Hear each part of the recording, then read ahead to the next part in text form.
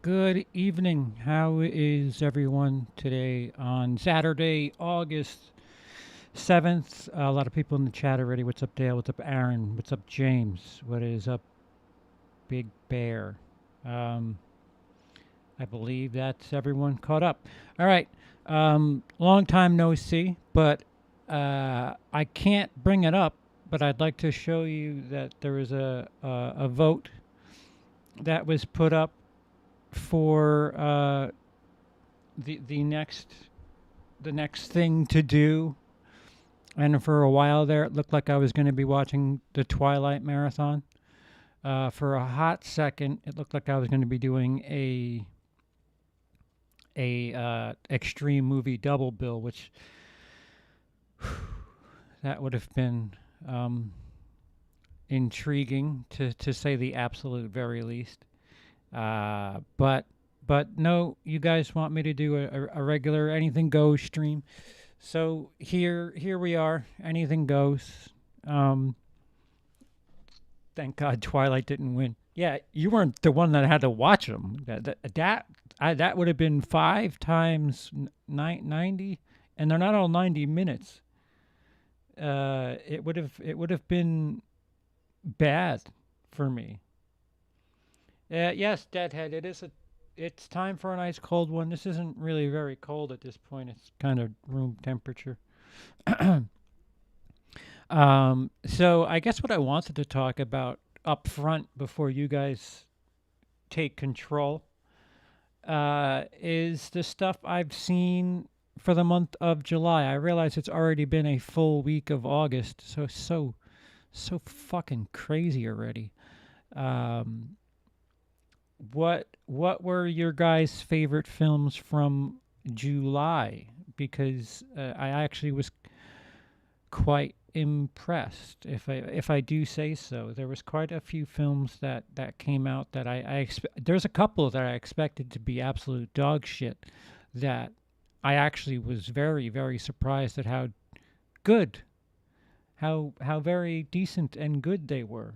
Of those being Jungle Cruise. Um, expected to fucking hate that and had a really really good time with it.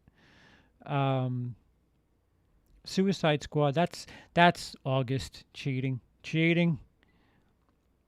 I watched Escape Room 2 in theaters in July. I thought it was pretty good. See, that I haven't seen. Go figure. Let me take a look see here. Where are you? Where are you? Yep. All right. We'll just go ahead and tell you who I am there. Hello, I'm CP. There it is. Goodbye. Um, in case you haven't subscribed, why not do that now and take part in the chat in future? What is up, Patrick? Have I seen Old? I have seen Old. It is not good. That is as comfortable as I am giving a review for that movie. Let me find this guy. There it is. So we'll go to the bottom here. Yeah, old currently is my that might be a little harsh because Benny Loves You is fucking terrible. Benny Loves You is terrible. Till Death is pretty fucking terrible.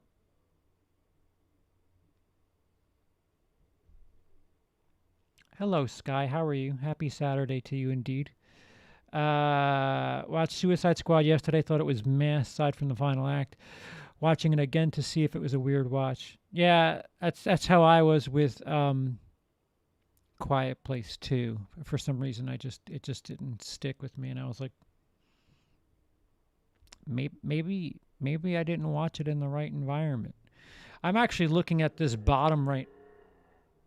I'm actually looking at this bottom right now, and it needs sorting. I don't know why Midnight in the Switchgrass is higher than Till Death, and the Forever Purge is fucking abysmal. Just abysmal. Is it worse than Spiral? See that's what happens sometimes when I just asleep at the wheel put these things into the list. I don't really look at and think about where these things are ranked. But yeah, Benny Loves You is worse than Old. I'll say that. Old at least is ambitious, uh, for whatever that's worth. I'm trying to think. I saw Fast 9 in July. Um, are we gonna be done? Like, all right, you've been to space now. Can we please stop with the furiousness? So fast, so furious. John Cena's getting a hell of a lot of work this summer. That is quite clear. It's the extended purge, the forever purge. Hate that line. Yeah, yeah. Black Widow. My where are you? You're right here. I don't know. You can't see my yeah my pointer isn't coming up on the screen. Black Widow. I thought it was too little, too late. We already know what happens to this character. And that's, I'm sorry to skip back and forth, but the thing about Fast 9, um, they have to stop killing characters then bringing them back because you're making your entire franchise just so if anybody dies in the franchise, you just think, oh well, they'll be back in 3 movies because they'll need the money or something. You take away the stakes if you just constantly kill people and then have them come back 3 or 4 movies later. It really is stupid. And then when you go out of your way to explain, like, oh, I actually, I was quite impressive with the way I managed to make you guys think I was dead, and I had to stay dead for a little bit, but now I don't because it's only been 4 years. So here I am. Ta-da! I'm not dead no more. Also, I love you guys. I know you're probably pissed, but fuck it. We gotta make movies. Yeah, that in the Fast and the Furious franchise makes me really dislike a lot of what's going on in the Fast and the Furious franchise. Hello, Trini. But Black Widow, what was more of the same? Oh, Paul, oh, um, yeah, the Fear Street trilogy came out in July, and I have it all over the place. I think I liked the first one the most. I liked the last one the second most, and I liked the middle one, the 78 one. I like that one the least, which is so strange. You would think that would be like right up my block there, and it fucking isn't. It just it felt the least mature out of the 3 in the trilogy. Um, but yeah, Fear Street. I like what they're doing. It's neat enough an idea, I guess. Um, yeah, Fear Street 94 just misses my top 10. Yeah, see, Jungle Cruise I have at 14 currently. Again, this list isn't really curated totally. Did I like A Quiet Place too? It is right here at 17. Uh, uh, in this row, um, I thought it was all right the first time. Had to watch it again, and with the right surroundings, it's certainly a much better movie. I thought it was okay. The MLK FBI, that was in July, but that documentary is fucking eye opening. Just eye-opening. The Tomorrow War, I think, came out in July, didn't it? That was kind of uh, it kind of happened. Like Chris Pratt, dude, you're not charismatic enough to sleepwalk through shit. Sorry. Um, what else we got here? Oh, oh, oh. We have two movies that I did reviews for, which nobody has watched. Um, the psychodrama Censor, which is a total homage to British people from the 80s with the nasties, the video nasties, excuse me. And of course, next to that is Gunpowder Milkshake, which is on Netflix, and that is another John Wick type film, which nobody is as well. Nobody is just another kind of John Wick thing, and with a twist. Gunpowder Milkshake, same deal. It's John Wick with a bit of a female take to it. That's it. They're re-releasing Shawshank Redemption, Silence of the Lambs, and The Thing on 4K. That's pretty badass. I got to see Deerskin, Pig, and the Sparks Brothers next week. Oh, I got Ticks to see. So you have not seen them yet. Yeah, Pig. My uncle has it just sitting there, and I just can't get myself to commit. Something that I keep wanting to talk to people about is The Killing of Two Lovers. If you can find it, definitely watch it. It's depressing as all fuck. Don't watch it with your significant other, is what I will say. But if you liked stuff like Blue Valentine, Killing of Two Lovers is along those lines. Like you're with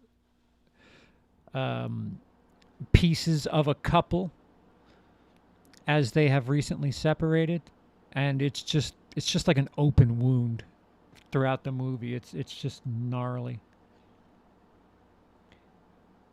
You liked Gunpowder Milkshake a lot more than I did. I don't know. I don't think Karen Gillan's that great. Yeah, she could use a little charisma. Yeah. Without makeup, she kind of falls back. She's got a nice hiney. I don't know if that has anything to do with my rating. It really doesn't. But I just remember thinking, all right, that's not terrible. But yeah, no, that has no weight on my rating. I might have a little bit of weight on my rating, but still, I had a good time. I thought it was shot well. I thought everything was presented as decently enough as possible, and there was enough fun, and it was bubbly and silly. I got 6 anticipated movies for the rest of the year: Spider-Man, Venom, Suicide Squad, Halloween, and Candyman. Yeah, Candyman is kind of next, right? That's coming up next in a couple of weeks. She's from the same town as me. Get her number.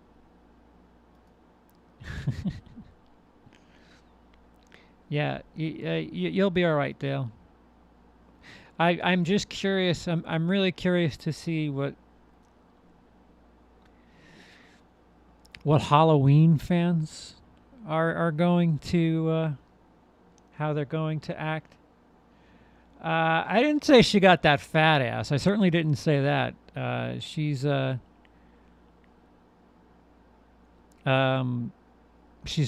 flat.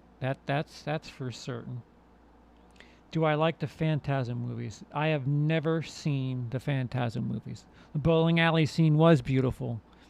Yeah, bowling alley scene, and there was something else that I thought was shot rather beautifully. Um, fuck, I can't remember. I don't remember if Oxygen came out in July, but that was a straight to Netflix French movie with Shoshana from Inglorious Bastards. It's a lot like Buried, except it's in space. Can't wait for Don't Breathe 2 next week. I also can't wait for Free Guy trailer to go away next week as well. Yeah. Yeah, that was supposed to come out last, what, December? Um, I think. Yeah, and they joked about it. They're like, Thanksgiving, Easter. Like they kept doing a shticky thing. Jacked up for Venom 2. I got her address. No, I want her number. Number, digits. Get the digits. I can't. I'm not allowed in that country. Can't wait for Don't Breathe 2 next week. Also can't wait for... Yeah, I literally just read that. I'm fucking... yeah, some need. I haven't seen any of the Phantasm movies. Any. Have you ever seen the Wreck movies? No, but I have one. I have the first Wreck. I think. I think I have the first Wreck. I know there's 4, and I'm pretty sure I have 1. I'm pretty sure.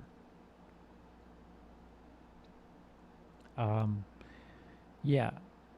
So to those of you who do not know, my camera is back in stock. If you've been following the news, the rent moratorium has been extended 2 months. So they basically made it illegal to evict people. So there's that. Don't really have to. I don't want to say we don't have to worry about that, but that is something that can be pushed to the side for a little bit. Also, we're currently in the midst of applying for the rent relief, which appears to be. I don't know. I hate jinxing shit because I have atrocious luck, but the landlord's on board with that, which is good.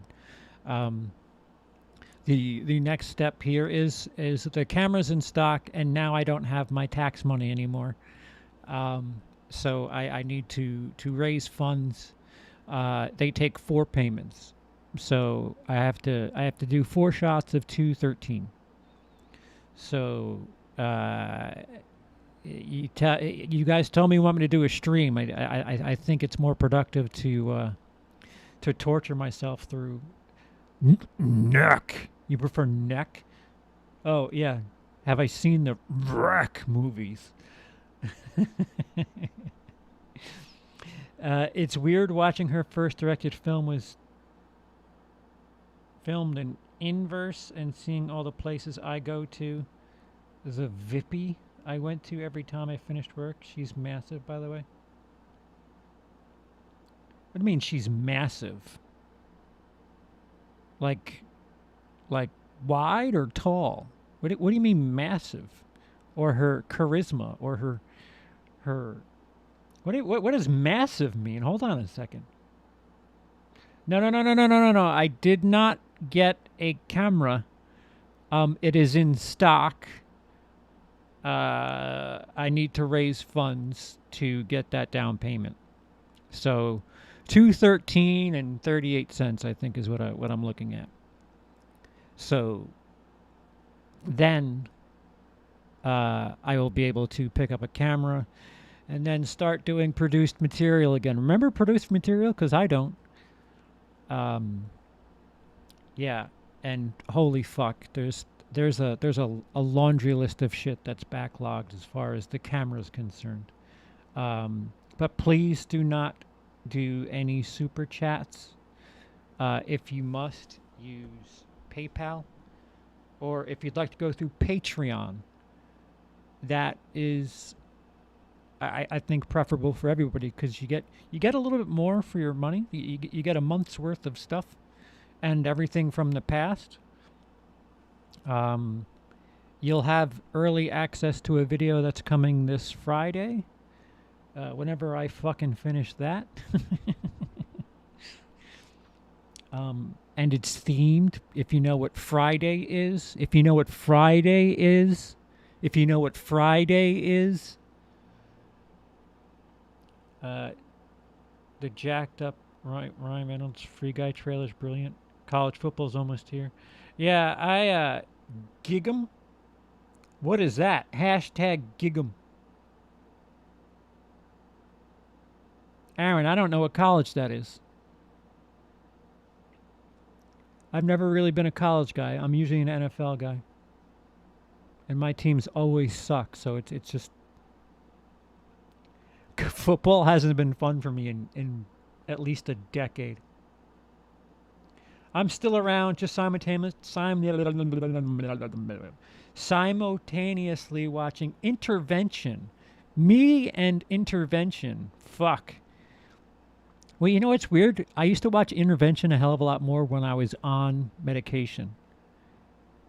And I don't know what the parallel was, but when I was taking opiates, I was watching Intervention a hell of a lot more. I don't know, and I would compare myself. I think I was like, yeah, I could stop. I could stop. I'm better than that guy. Oh, I'm not better than that guy. And then there's somewhere you're just like, holy fuck, what happened to this person? OU fan. Is that what that means? Gig'em? OU. Oklahoma Gators? Is that what Gig'em stands for? Gator? Good news for you, not so much all the landlords have to pay. No, the thing that I'm doing right now is provided by the state, where I don't get a penny, but they pay the landlord. So they're helping me, but they're going right to the landlord, and of course the landlord is helping. I mean, he's playing ball. He's providing whatever paperwork they need to verify. You know, they don't want people fucking saying, "Yeah, I owe $100 million. Pay my landlord," and then they fucking split 50 million each. So I understand what it is they have to do, but there's a thing that I'm currently in the middle of with the state that I've it's been over a month that this process has been going on, but he's playing ball, and again, regardless, two more months. I can't complain. Beggars cannot be choosers. So at the very least, but August, September, October. October is the time to worry. Or maybe not. Maybe if this thing works out, we're okay. Dunkin' Donuts is hiring.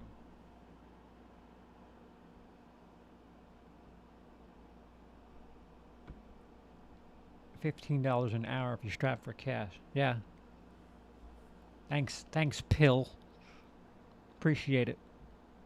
I don't think you understand my situation. What's up, Patrick? How are you? It's Texas A&M. What does gig'em mean?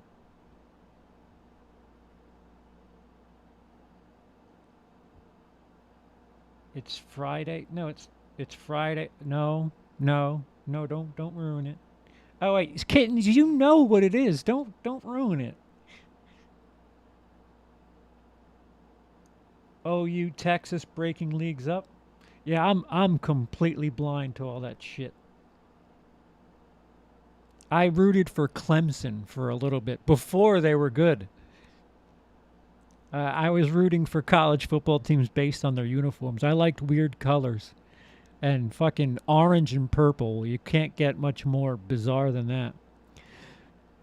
That's why I don't know if you could see it. I have the old school Tampa Bay Buccaneers helmet right there.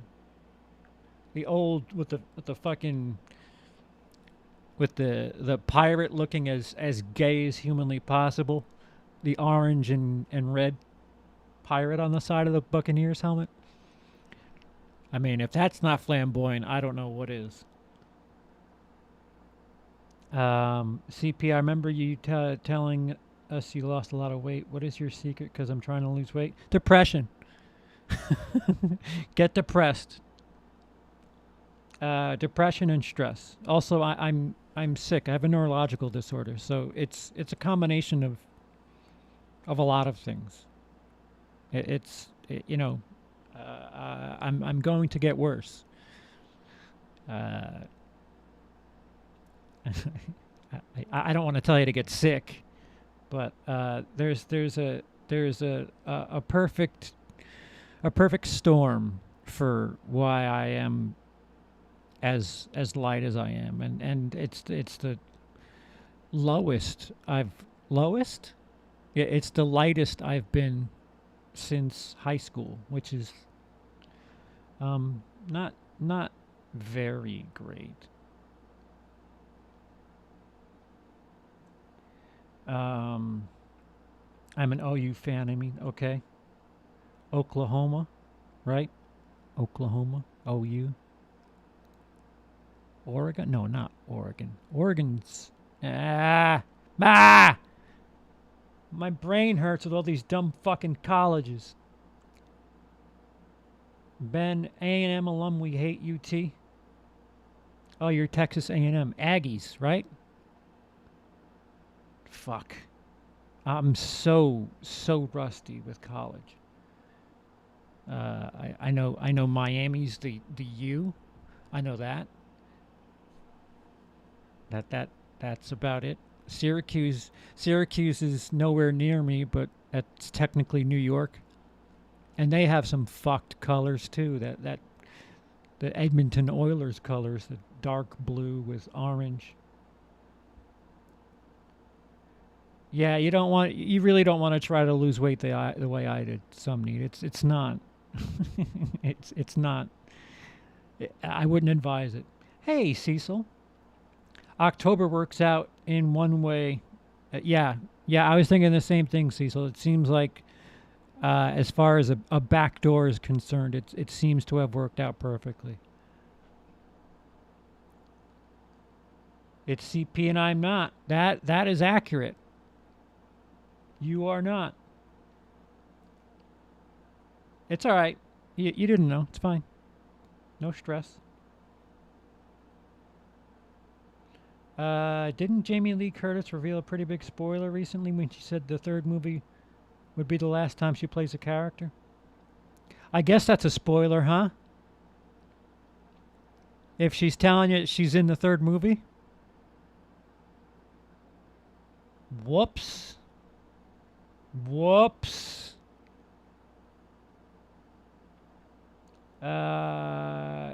Thank you, some need. No need for prayers. Just, you know, what I have is degradation. Over the course of time, I'll be less CP than usual. What did you just post, kittens? I saw you posted a link. Oregon and the Ducks. Gig'em is slogan for the Texas A&M Aggies. Proud Aggie alum since 2010. Thank you. CP, you want to come over to my block party? Lots of food, drinks, and Roni. Some Roni! Don't even need to wear a mask. Oklahoma Sooners. Yeah, Boomer Sooner.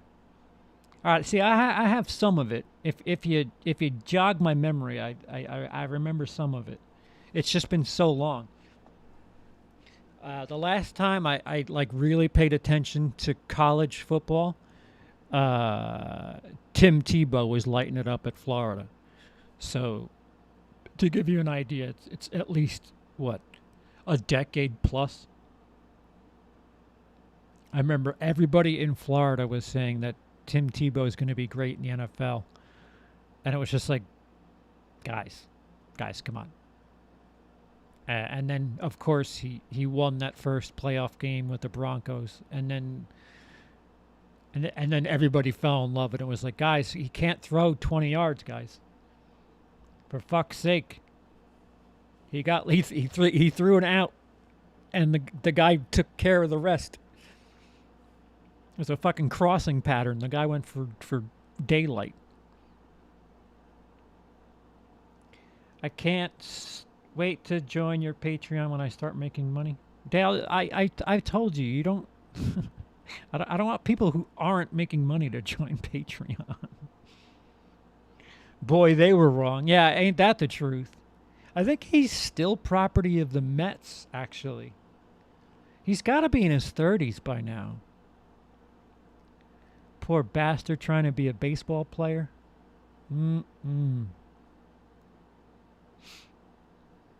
So what else is new with you guys? I don't have a time.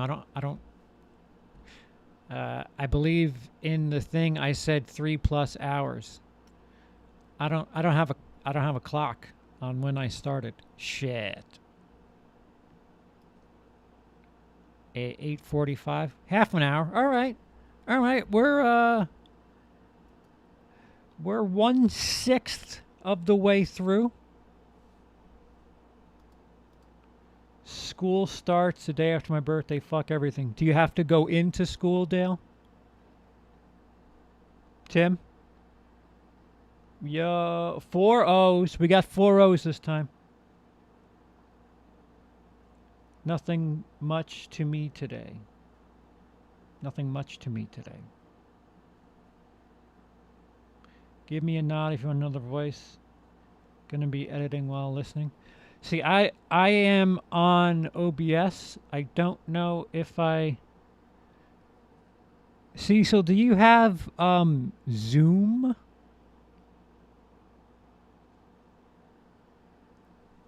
Wait, do I still have Zoom?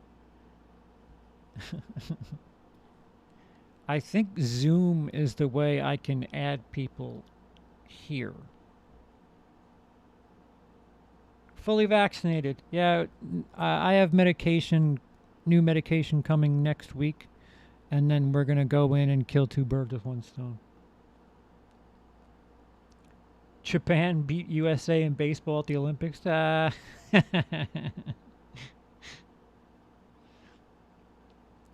right, let me hold on. I'll get you in here. What is it? Zoom?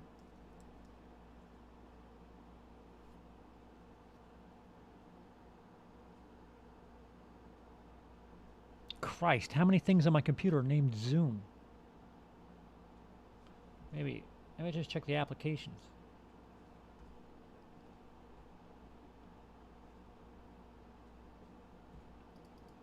Zoom us.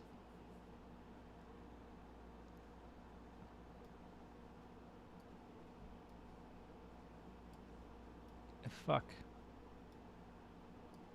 Come on. New meeting.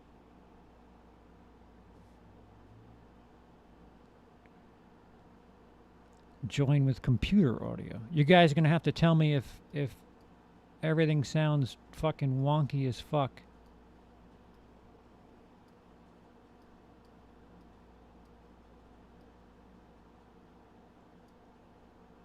If it gets echoey or whatever the fuck.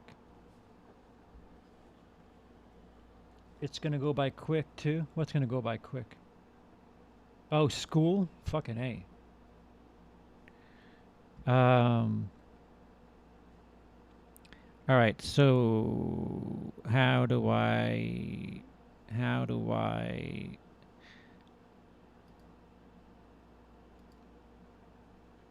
no participants invite.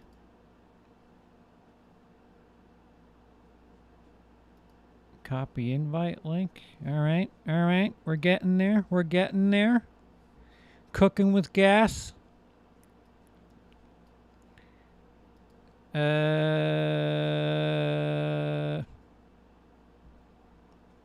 Now we're just gonna find Facebook. Cecil is on Facebook.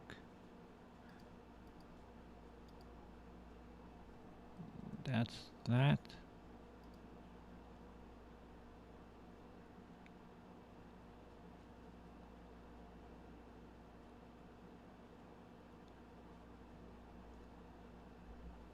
Oh, Screen Rant picked Voorhees as the second greatest fan film of all time? Oh. Of all time? Was It's Me, Billy not out yet? That's fucking nuts. Voorhees is atrocious. Second best fan film of all time? That doesn't. That's a. All right. So I'm assuming, by that logic, that Never Hike Alone is number one. Wait, hold on. I have to check this. Right. Let's close this. Sorry, guys. I have like 1,000 things open right now, which is probably slowing my shit down. All right. We'll drop you. Just in case I need to bring the letterbox back up. Screen Rant, right? Is that what it was called? Screen Rant fan films list, and I'll get it. Whoa! All right, hold on.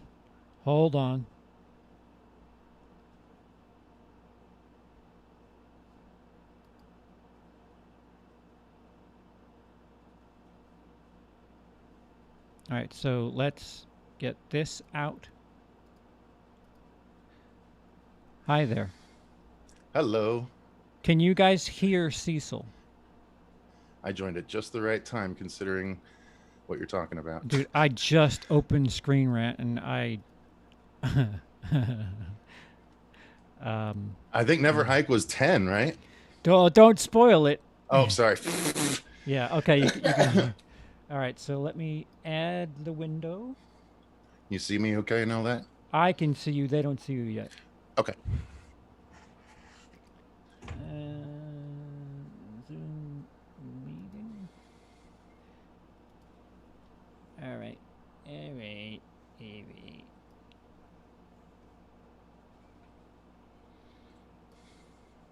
All right, now they can see you. Cool. Hi, everyone. This is becoming a recurring gig for you. I'll take it. I noticed you're like Weekend Live. I was like, all right, I'm not going to like jump. I'm going to see what he's doing. And you didn't seem to have a particular destination. No, so I appreciate it. Fuck it. Let's bounce. All right. So Cecil's in the top corner. You guys can hear him. There's no echo. There's no nothing. Everything's good. There's no way this worked on one shot. No, it all sounds good. You can hear it? Yeah. Okay. All right. So now what I'll do is let me share with the group this fucking disaster. I didn't know that I never wanted to read Screen Rant ever again, but I guess I don't.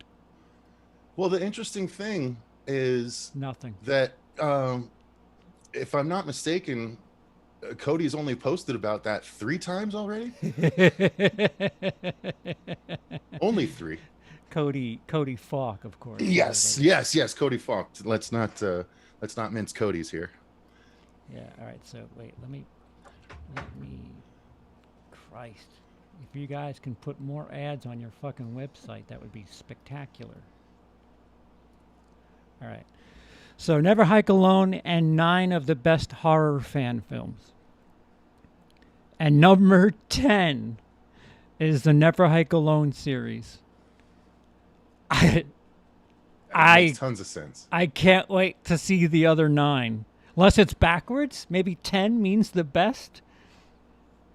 I mean, because that's how things are usually done. 9 is Krueger Tales from Elm Street. Yeah. I have not seen that. I I at one point before I'd even started on thinking of a fan film that would be Dylan's New Nightmare, I did check out like the first part of the first one, but I don't know why I never got around to finishing it. It wasn't it was like it's like a pre-Freddy Krueger story, so Mm-hmm. it's him after doing the killings and stuff like that, or at least from what I could tell. And it's like an interrogation room sort of flashback scenario. If I'm again, I don't remember much of it because I never actually finished it, and I know there was multiple parts. Well, look, there's reason.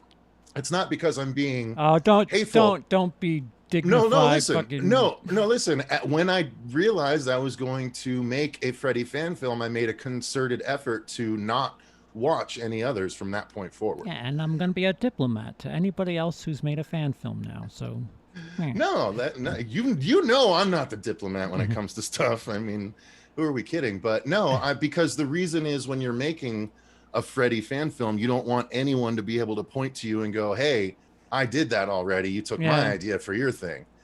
So the only one that I have watched that we actually covered on the channel at one point was the Return to Elm Street trailer that Dominic Smith made. And I'm actually in contact with him now after interviewing him for that fan film panel.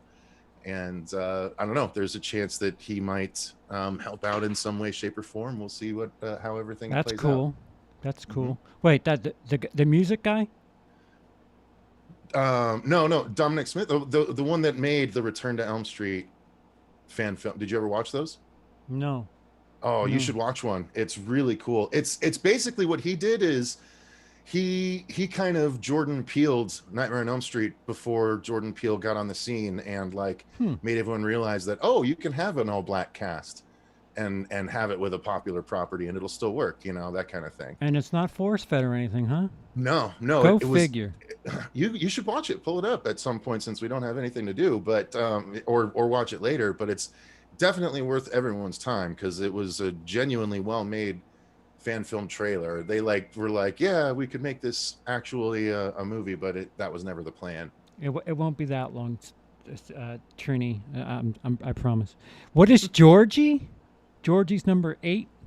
Georgie is the recent fan film that someone made with the original Georgie actor from the It miniseries, where it's like a grown up ghost Georgie.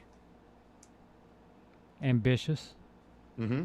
Apparently, it's not bad. I actually haven't gotten around to watching that one either. Michael versus Jason. Evil emerges. Is that Uh-huh. Australian movie? I'm not sure where it was made. I kind of sped through that one, but it wasn't bad. Uh, It was just a really long fight sequence, really. yeah, yeah. If this is the movie I'm thinking of, it's good. It's very good. I would certainly put it above Voorhees. Oh yeah, I Um, would agree with that. I don't know if I'd put it. I certainly wouldn't put it above Never Hike Alone. I wouldn't put it above Billy either. But that's not. I'm not saying that it's bad by any stretch. Um, but like, you're right. It's It's just there's mostly no a story. Yeah. yeah. It's mostly a fight scene. I think that's the one with like the SWAT team or some shit, and they get all fucked Mm-hmm. up. Yeah, Mm-hmm. yeah, It's still a uh, valiant effort, but it's just more of a fan yeah, scene than a fan yeah. film, so to speak. Happy Halloween. I'd be okay with putting that on a top 10 list. Is that with Yeah. Champagne? Yep, that was Champagne and Oddest of the Odd. Yeah, I didn't hate that. That was quite good. He actually they I don't know if Jimmy helped with this, but they just put out a new fan film called Haunted Mask. That's their version, their really horrific spin on the Goosebumps Haunted Mask story, Hmm. where the little girl puts it on and it clings to her face. And all I know is one of the promo images I saw was them like giving like the thumbs up next to a little girl's body that's missing Yeah. the front half of its face. Yeah. So it's very R-rated, and I haven't watched it yet because I want to give it proper due on the channel at some point. Mm-hmm. But yeah, definitely go check it out. Oddest of the Odd is their YouTube channel, and it's they do really good work over there. Awesome. Scream Obsession. I am unfamiliar. Yeah, I haven't seen that one either, I don't think. Yeah, I mean, I won't judge if I haven't seen the movie, but I mean, these are some big claims here. The ones that I have seen. Happy Halloween is good. I mean, I would rearrange this list maybe a little bit. That's probably it. Yeah, I mean, you could reorder it. Maybe they didn't intend it to be in any particular order. Yeah. The Creature from the Big Mountain. I'm not familiar with that one. A fan film based on the Predator series.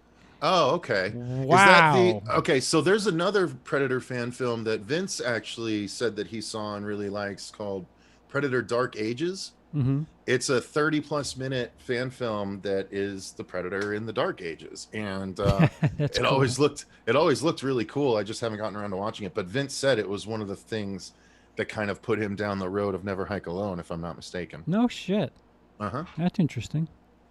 I think it's because it's, shot in the woods and very guerrilla style, the way Never Hiking Alone. Yeah. I mean, it wasn't the same sort of, vlog style, obviously, but I imagine the filmmaking style is rather similar. I mean, the one thing that Vince nailed, I don't know about the Predator stuff, was he limited his actors, which is it's so fucking smart. When you don't have money, you don't need too many people to be in front of the camera, because fuck, that's a lot of extra work. Mm-hmm. It's Me, Billy's 3. At least it's on there, though. Yeah. Where would you put It's Me, Billy above Never Hike Alone now? I wouldn't. You wouldn't. I Okay. wouldn't. What, It would be what's the reason for that? Just out of curiosity. Length, and I'm a Friday bitch. I mean, Yeah.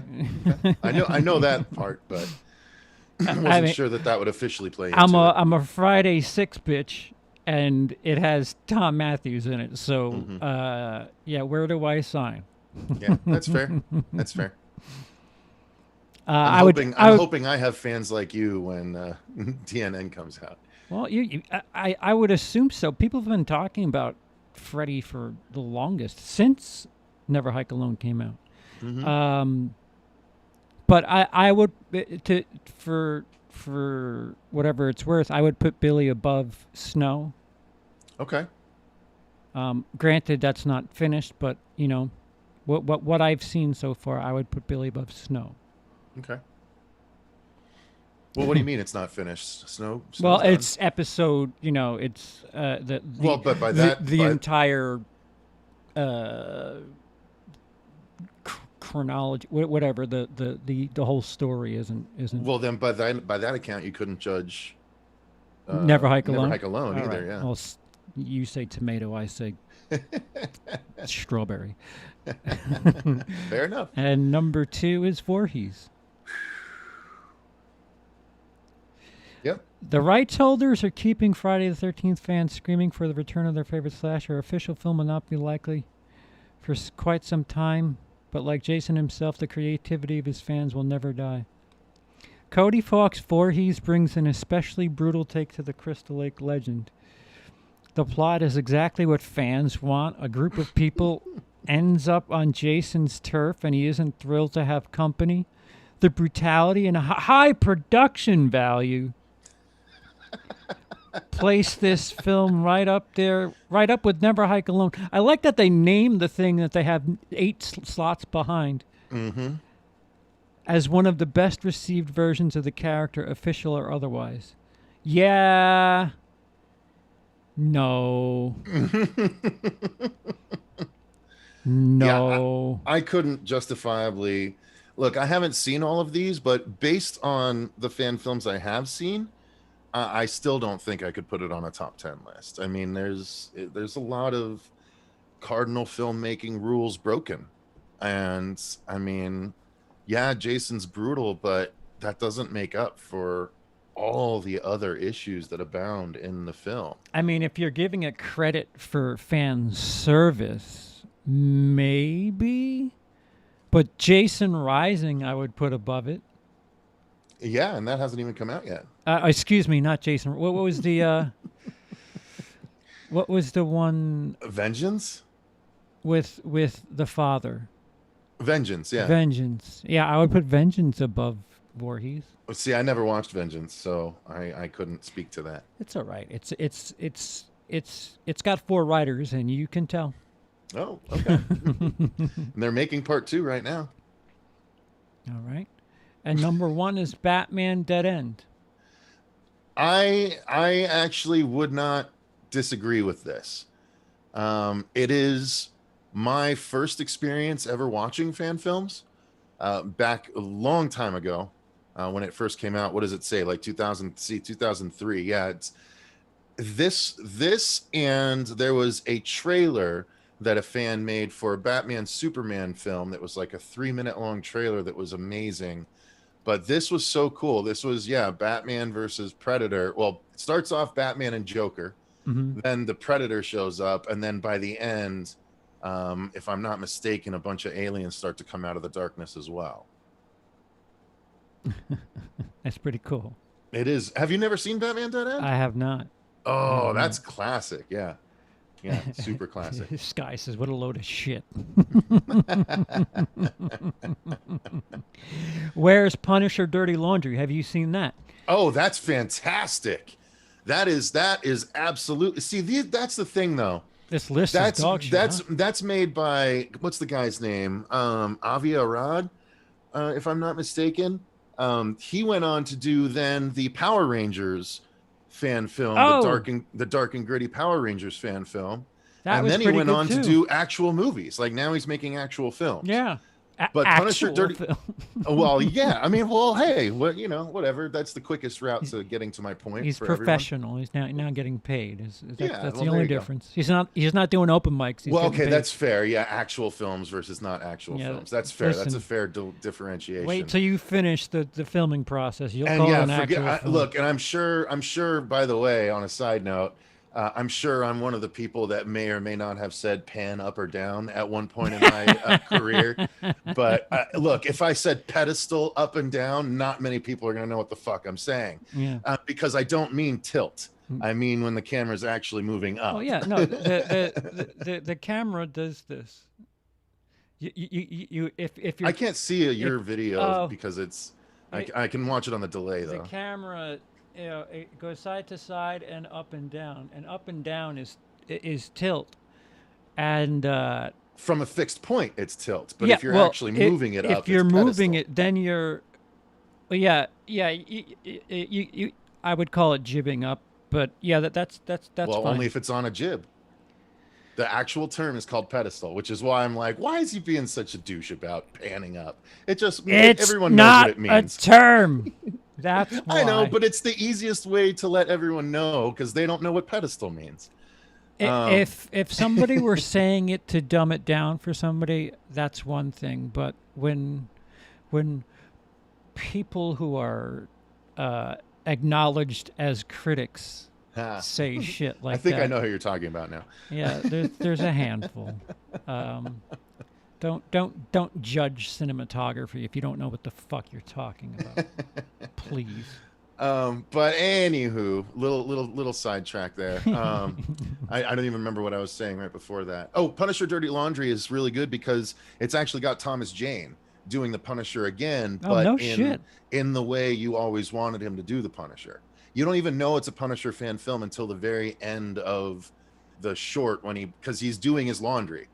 And like he's just doing his laundry while outside on the street outside, a bunch of thugs are trying to chase down a woman, and he like tries to avoid it and tries to not get involved and eventually he's just like, fuck, I gotta go do something. And so he goes outside and he beats all of their asses in the most aggressively violent way, and then fucking they try and shoot at him and stuff, and then he goes and at the end he puts the laundry in his van. You know, everyone knows the Punisher drives around in an old van, and he pulls out a shirt and he's like, it's got bullet holes in it, and he's like, God damn it, but it's got the skull on it. So it's really That's fucking cool. cool. Yeah. Yeah, see this shit, this list alone makes me want to watch a bunch of these movies just so I could be like, fuck you, just Hmm. fuck you.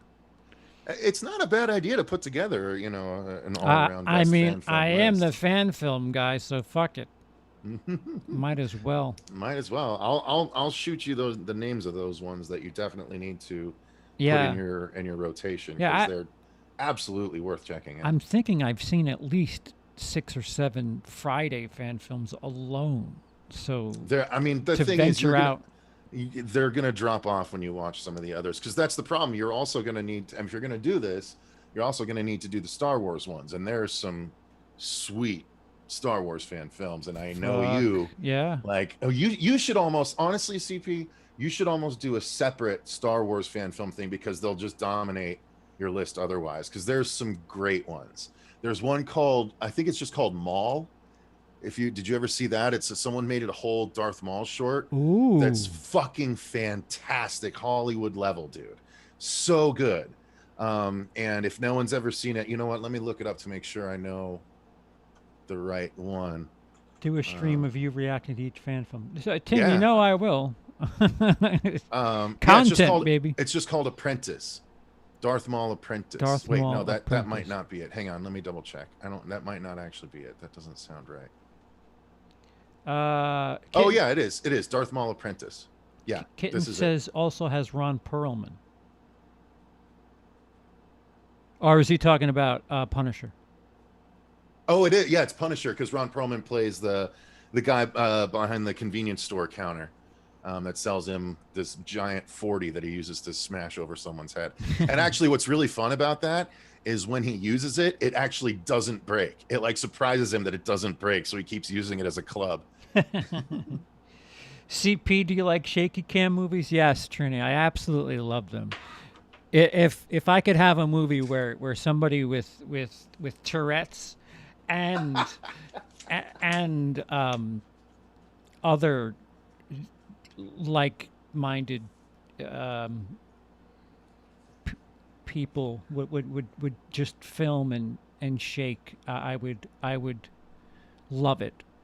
I what's one thing I hate is keeping the camera still because I don't want to see what I'm looking at. You better make it all fucking movie and swishy and blurry.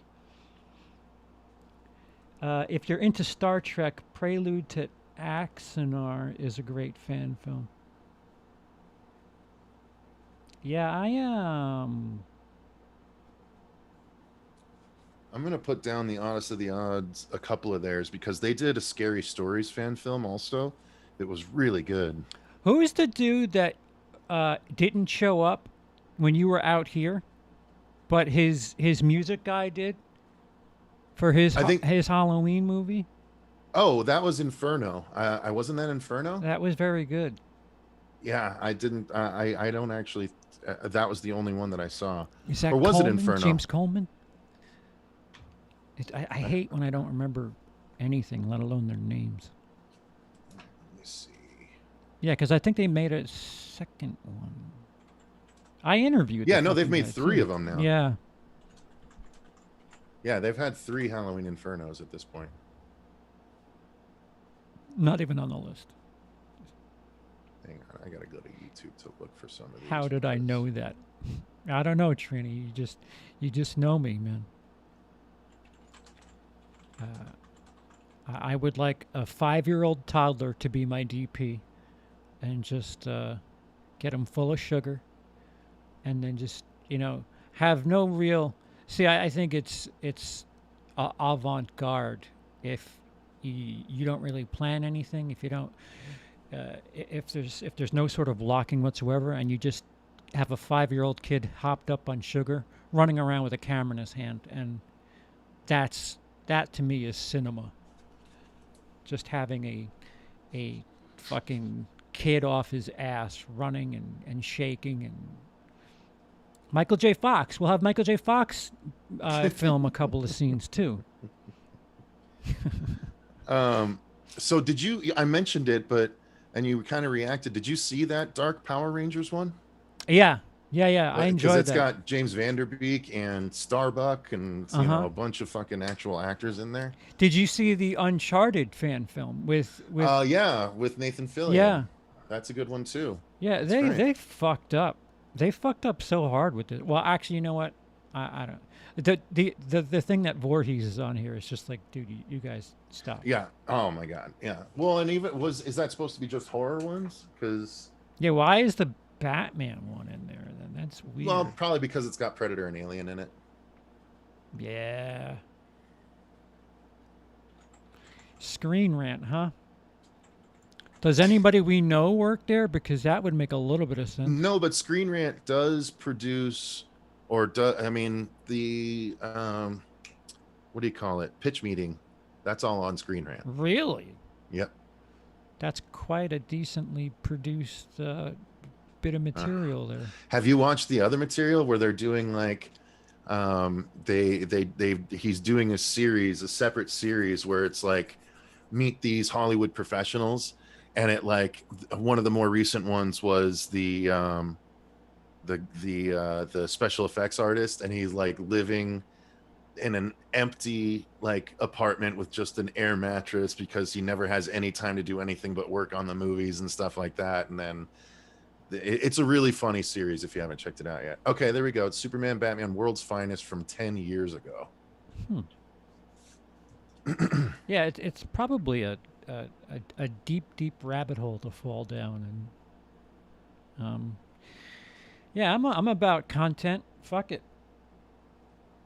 Well, and I think Ha, that would do pretty well for you. yeah, having more directors pissed at me because I don't have enough of that shit.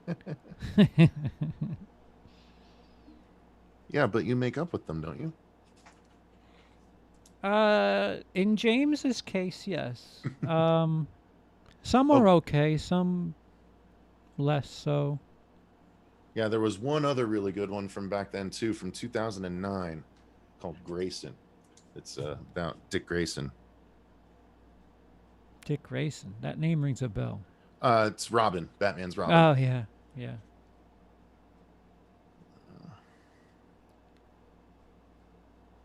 Okay.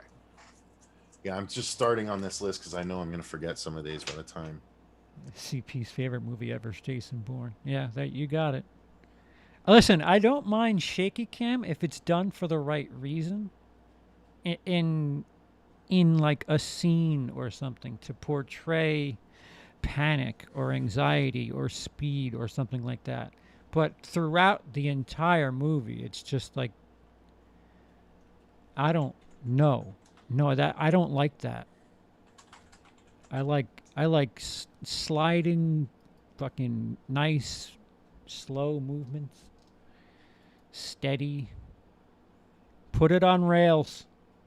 Get the camera on rails for fuck's sake. Jubilee? You want me to react to Jubilee again? Holy shit. Oh, Jubilee. That's fun.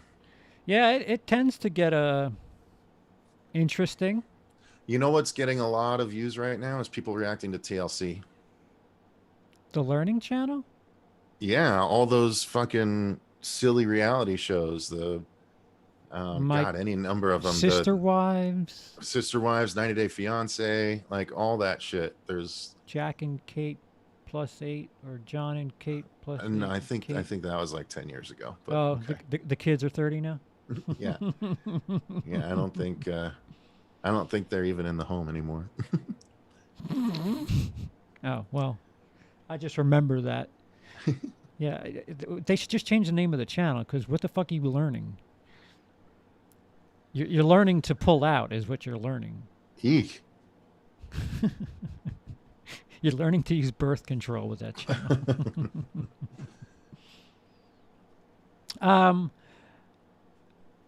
I was talking before about July movies. Is there any one, two that jump out to you? Are there any that shocked you in a good way? Shocked you in a good way, and there any that disappointed you where you expected better or more of them? Um, Just July. I was hoping for I was hoping I'd enjoy The Green Knight more. Um, It's I technically August, but okay. Yeah, yeah. what? It's a technically August. It was wide this week, I think. Mm, Really? no, I saw it last week, last Friday. Yeah, but oh wait, you saw it in a theater, Yeah, not a press screening. no, Okay. All right. All yep. right. All right. All right. I'm out of Motherfucker. touch. I'm out of touch. I okay, so yeah, because we're actually going to do our review roundup tomorrow, so I'm fully aware of everything that I watched. I thought the Fear Streets. I was a little underwhelmed by the Fear Streets. I don't know why All of them? everyone's going quite as. I mean, yeah, they're all just not made for me anymore, dude. I'm too old for that kind of stuff now, I think. I would agree with you with 78, but See, 94. 78 is the one I kind of like the most. That's so strange. I can't explain why outside of, I just had a better time with that. I was more annoyed with the first one, and I could give two shits about the third one because it's just, oh my god, she's a witch, but I'm not actually a witch again and again. We've seen that so many times at this point. I just did not care. So yeah, I was a little underwhelmed by those. I was severely underwhelmed by Resident Evil Infinite Darkness, the Netflix series that came out, the 4 episode animated Resident Evil series. Yeah, no, I'm completely Pretty in the dark. pretty trash. Okay. The Tomorrow War I actually Oh. enjoyed for its Oh. dumbness. I Oh. love the creatures, so Okay. I was on board for it. It was really dumb, really stupidly written, but it was still, I like the creatures. Mhm. I watched the Australian Great White movie that just came out. Oh, yeah, I keep passing that and Yeah, keep passing it. oh. It's it's really not worth much of your time. That exact concept has been done better in a movie called The Reef and The Shallows, and a number of other shark movies that have already come Dude, out. The Shallows is fucking awesome. I love The Shallows. I actually was just overlaying clips because it's in my final part of my best movie from every year I've been alive series. And then I watched A Classic Horror Story, which hit Netflix in July. Yeah, that's another Um, one that I've hovered over, but didn't pull the it's trigger. good. It's a little predictable, but it's still enjoyable. It's it hits a lot of classic horror tropes, but for not the reasons you're necessarily expecting. So Mm-hmm. it tries to M. Night Shyamalan the ending a little bit, Hmm. and it's kind of dependent on if you're on board for that or not. Mm-hmm. Blood Red Sky, that just hit Shutter about a week or two I ago. thought that was Netflix. Nope, that's Shutter. That's with the Maybe it is vampires Netflix. on a You might be plane. right. Yeah, Vampires on a plane. maybe it is Netflix. Yeah, that one though. That's not bad actually. That was it. I saw a lot of people saying like, "Oh my god, this is my top 5 vampire movies," and I was like, "Well, shit, I better watch Ever? it then." That's what I saw. Some comments, but after watching it, I'm like, it's unique, but it's not altogether. It's not best ever. I It's mean, not it's been English, right? It's a different language. correct, yeah, but it's been done before, just with other things. Like I think that there was a movie called Flight 7500, which was basically about zombies that broke loose on a plane. And this is just, what's interesting about it is World War it's Z kind of did the same shit a too. little bit, yeah. So this one is, it's actually about a woman and her son that get on the plane. You can tell that, she's like sick, so she's dealing with some sort of medical issue or whatever. And then terrorists try and overtake the plane, or do overtake the plane. They hijack the plane, and one of them's really crazy and just starts kind of killing willy-nilly a little bit. And Oh, they killed willy nilly. yeah, Good yeah, old he's Bill. good old Bill, yeah. But they end up, well, I don't want to spoil it for people that are interested, but they are the twists and turns aren't like there are vampires that are then loosed. There is what I would call a bit of a twist with how the vampire presence sort of emerges. Hmm. So I actually Hmm. I was impressed with that, and it's done different enough that I'm like, yeah, that's a unique vampire movie, but I couldn't put it in my top 5, but it's still really good. Okay, that's And interesting. then most recently we saw The Suicide Squad, and we absolutely loved it. Yeah. That was August, though. I guess you're right. Yeah, we could skate on it if you want. It's we just really had such a good time. It's the best time I've had in the theater since being back, and it like was very reminiscent of some of the best theatrical experiences of pre-pandemic Mm. status, where everyone was on the same page. We were all laughing and reacting to the same things at the same time, like Hmm. cheers at times. It was really a good theatrical experience. So I like how well, it's first act. I like how there's characters that you kind of fall in love with, and like, oh, I didn't know so and so's in this, and then it's like, nope, they're not that long, and there's a handful of characters that just they get their shit pushed in real quick, and that's the way it should be with something like that. Suicide Squad, you should have some people die. yeah, well, and I knew that was going to happen because I'm familiar with the comic.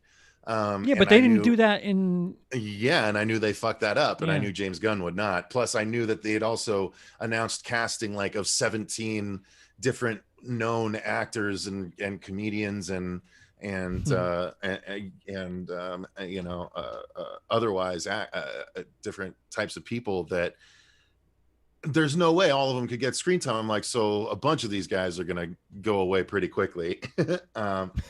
But they were all enjoyable. Like they were all. It was just a lot of fun. I felt he nailed the pacing and the balance of comedy versus crazy over the top Yeah, action. I love that they actually did Starro and did him justice. Like I thought that was that really thing looked awesome. awesome. Yeah. Yeah, yeah. Starro was the very first Justice League villain. The very first Justice League comic, it was them versus Starro the Conqueror. See, they So, they called him a kaiju. Is that technically right? well, it's just in so much as he's a giant monster. That's what kaiju means? Yeah, Oh, all right. yeah. Godzilla's a kaiju.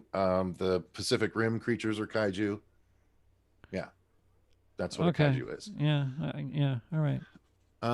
So yeah, that I enjoyed the hell out of it. I mean, there's a if you don't like certain comedians, it'll make you happy. Because I know that one guy that one character that got his face blown off pretty quickly got a big reaction in the theater. Do you not remember who I'm talking about? No. Uh, Comedian. um, not unfamiliar with a particular Saturday night show. Mm, Did you maybe not recognize that it was him? I didn't recognize. Uh, From SNL? mm-hmm. Yeah, no, I didn't recognize. Shit. Oh, really? Wow, that's interesting. Huh. Okay. Yeah, yeah. I guess I can just Facebook it to you if you didn't realize it was him.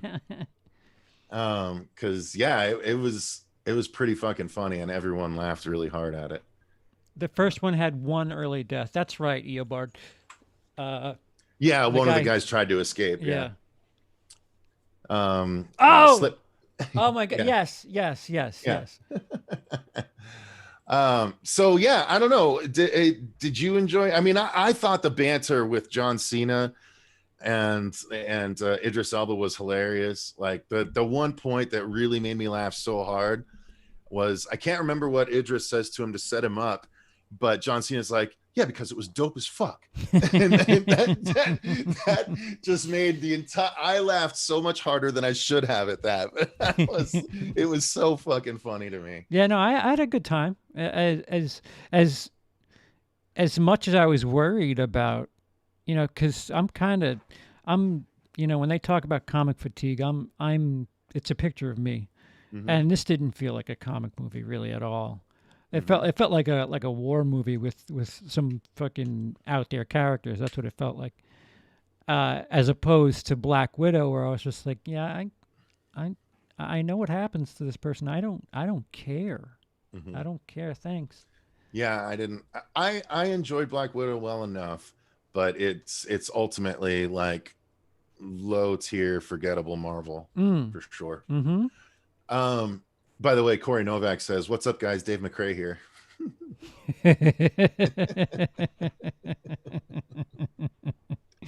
that's That's funny. Suicide uh, Squad was amazing movie to see as a first back to see to the theater. All right, so I missed out then, huh? there was Apparently, it's a great two other theater experience. movies. Yeah. For theater, obviously, Suicide Squad was amazing. The only other two movies I saw in July that I think is Old and Escape Room Tournament What of did you think of Champions. Old? It was I really did disliked it very much.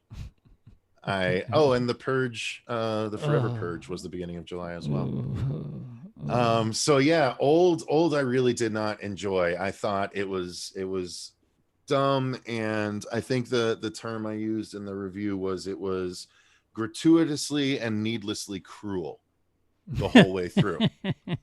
Like there was no moments of respite, no moments of levity, no moments of breath take, like where you can like chill a little bit. It was just Yeah. like bad thing after bad thing after bad thing. And especially as a new father, one part in particular really got to me pretty bad. And I was like, this You talking fucking about the tent? sucks. Well, not, I mean, the Uh, after effects of it, but yeah. yeah. Yeah. The, Yeah. Jesus, like Yeah, and the dialogue was, it's starting to hit me that maybe M Night can't write fucking dialogue because he for it's sure can't fucking write dialogue for kids. Because well, none of the kids talk like actual kids talk. They all talk like they're 30-year-old scientists. that and like this is my wife. She had a seizure. My name is Greg. I'm a nurse. Just like what? Who the fuck talks like that? Not only that, but the most creative way he had to get around that was by having the kid be that kind of kid that goes up and saes, "Hi, what's Hi, your what's your name? name? What do you What's do? your name and what do you do?" Yeah. Person that is going to have to obviously come back in the third act somehow. It was just such a reach. Like, dude, what are Yeah. you doing? Uh-huh. So yeah, that was really rough. Escape Room Tournament of Champions was dumb fun. It was dumber than the first one, but it was still I had kind of fun with the entertaining in the first same one. way. Yeah, that's what I'm saying. We had fun with it too. So we had fun with this one as well, but it was still a bit dumber than the first one was. But Yeah. I highly recommend watching the first one before watching the second. If you haven't seen the first, there's a twist that will not make well, Oh, does they it kind of connect? It connects it to the it second one? connects directly. Yeah, it's the two characters that survived at the end that are like, we're gonna go take them down, and it's what happens after that. But not only that, there's a twist. There's a character returns from the first movie that we thought had demised. So it's pretty interesting. Oh. Mm-hmm. Um, Oh. yeah, it's worth watching for sure. They Again, pulled the Fast and Furious on they did. They actually, yeah, they Honda us. us. They very much Honda us, and I was glad that they did actually, because the character they brought back was one I particularly liked in the first one. So Okay. That's encouraging. CP, how excited are you for Lamb? I don't know what Lamb is. fucking A24, it's foreign A24, starring Numi Rapace or Numi Oh, Rapace Numi or Rape whatever. Face? Jesus Ah, shit! Christ! I You just, just got yourself I Yep. know. Fuck. I hope that joke was worth it because Nope. it cost me. It I can cost me tell you dearly. it was not. Yeah. God um, damn it. so yeah, it's foreign. They don't even speak English in it, and we can't tell. We've seen both trailers, the teaser trailer. So the teaser trailer, they made it seem like something was birthed of a lamb, and they never showed what the baby actually looked like, and she wanted to start caring for it. So I was like, oh, maybe an antichrist is born. A human is born of a lamb, and it's going to be the antichrist, and she's like wanting to care for it, like Rosemary's Baby situation or something. And then the second trailer, there's a point at which she's walking with a child that's got the head of a lamb, and I'm like, what the fuck is. And so I don't know if this is like just a vision she's having, like someone in the comments suggested what it might mean, and it kind of made sense to me. But yeah, it's a confusing ass trailer, and it looks like a very A24 ass A24 movie. That's very A24y. Um, Mm-hmm. yeah, I don't know, Mike. I'll keep my ears up for it, but um, I know Trini, yeah, subtitles. Oh no, but believe it or not, there's a big ass group of people that won't watch something if they have to read it. Yeah, I used to be like right up until like last year. I was like that. I was like, oh, reading, no, bye. See, see. But yeah, no, there's a lot more.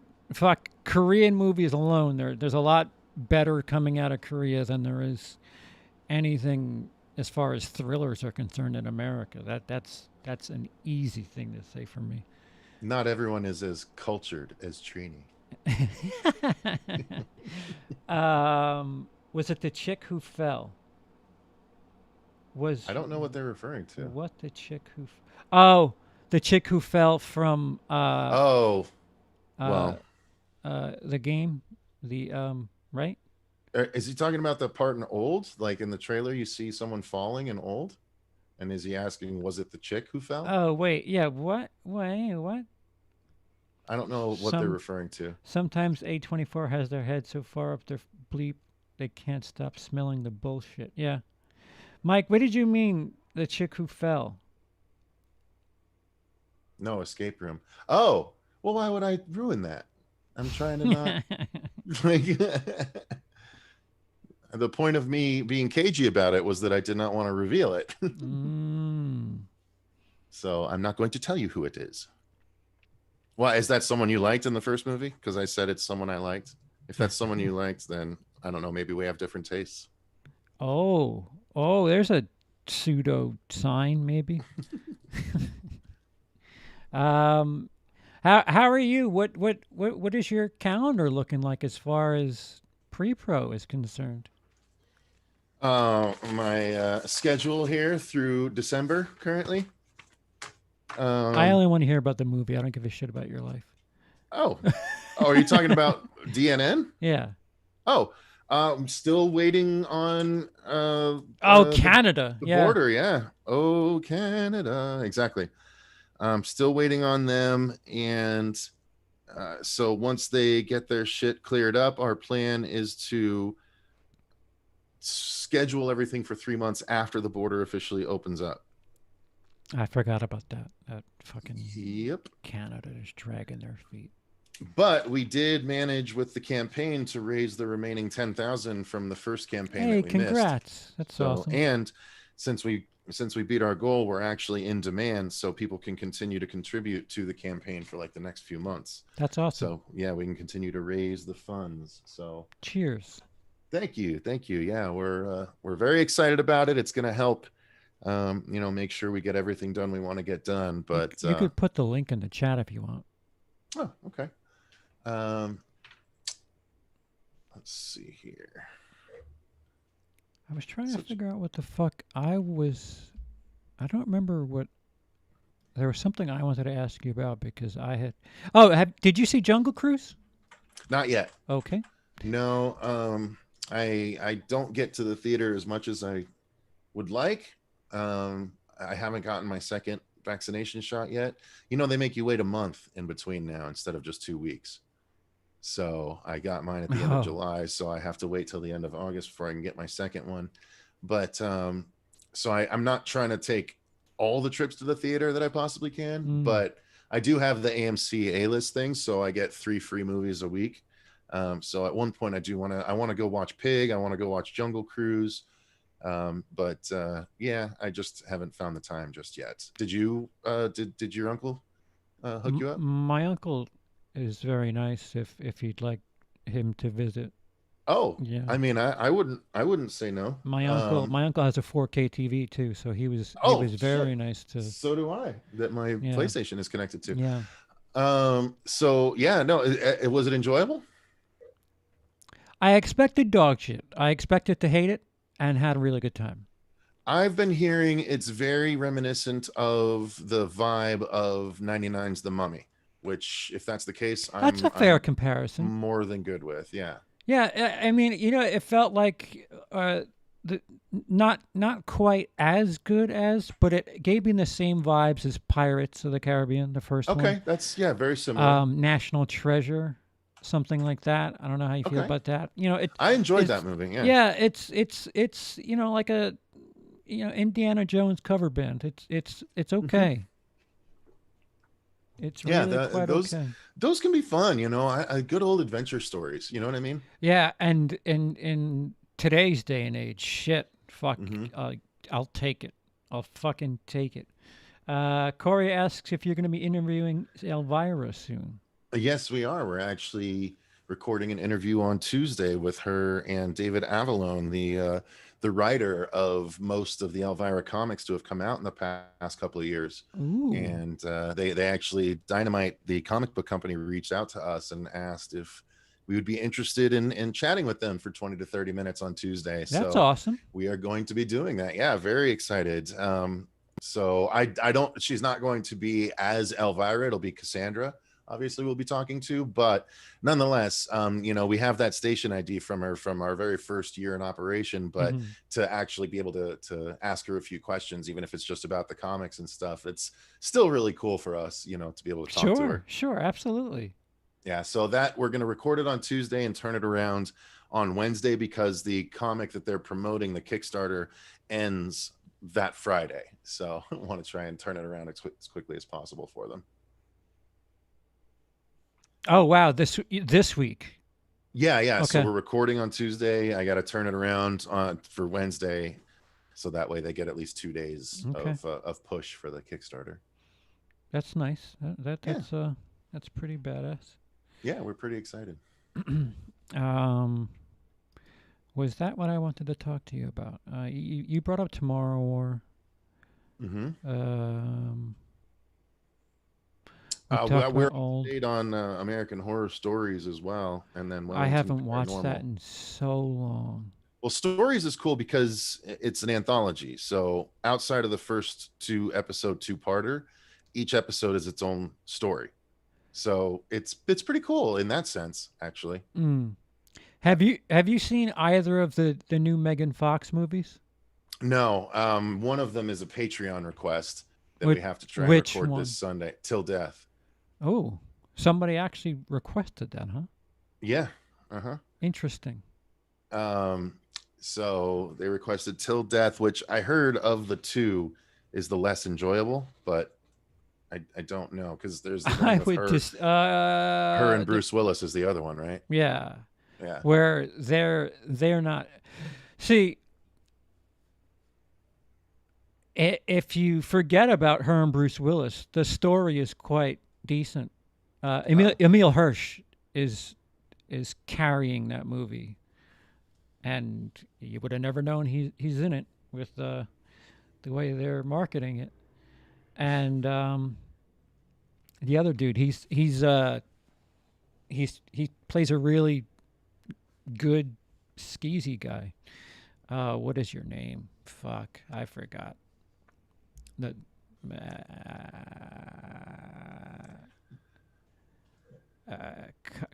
yeah, I'm not gonna try. My brain's fucking smoking right now. Yeah, by the way, if you I know sometimes you lament the lack of growth on the channel, but right now the stuff that's popping the most are first time movie reactions. This girl that I've been watching for about 6 months, as creepy as that way I phrased it sounds. Um,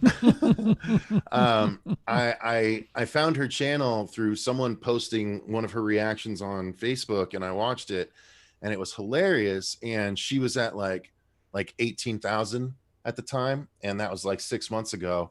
And I actually reached out to see if I could interview her because I enjoyed what she was doing. Her content was really entertaining. Hmm. She's just an entertaining person, and we were gonna try and get it together, but she's kind of blown up, so she hasn't really had a lot of time to do it, and I haven't, emailed over and over to bug her about it. So I'm waiting until Halloween time, where it would make more sense, because she Mm. does horror movies during Halloween that she's never seen before. But dude, she's almost at 75K now in just 6 months of just uploading two reactions. Well, she was doing one reaction a week for a while. Now she does two, because she has a Patreon where like she lets four people pay $100 a month to request one of the movies per week that she does. Wow.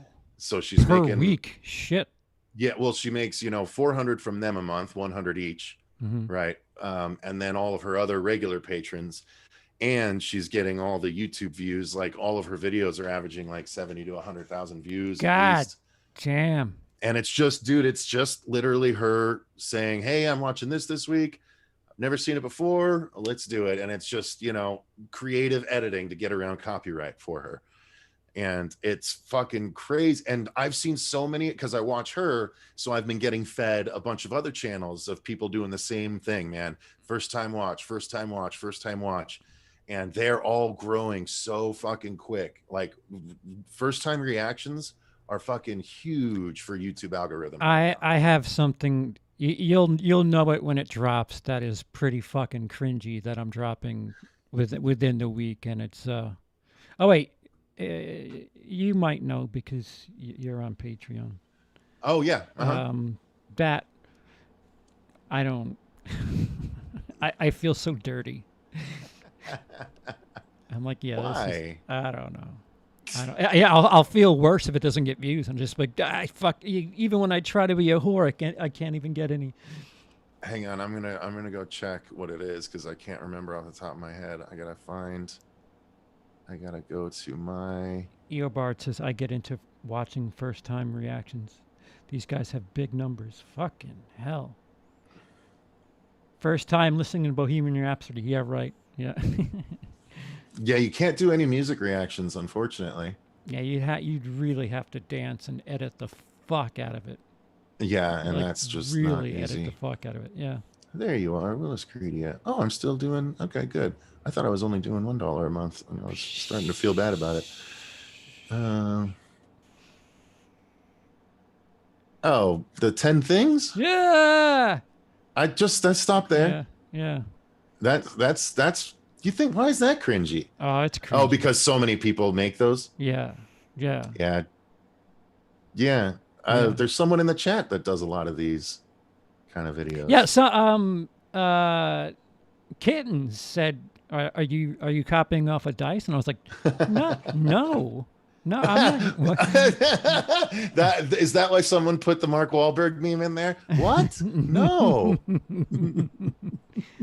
I'm actually I'm being a whore. I mean, if it's copying off a dice, it's copying off a dice. But it's not specifically. I mean, Yeah. a lot of people have done it. Yeah, I did watch your Dave McRae interview. That was good. I did enjoy it the first time though when I did it a few years ago.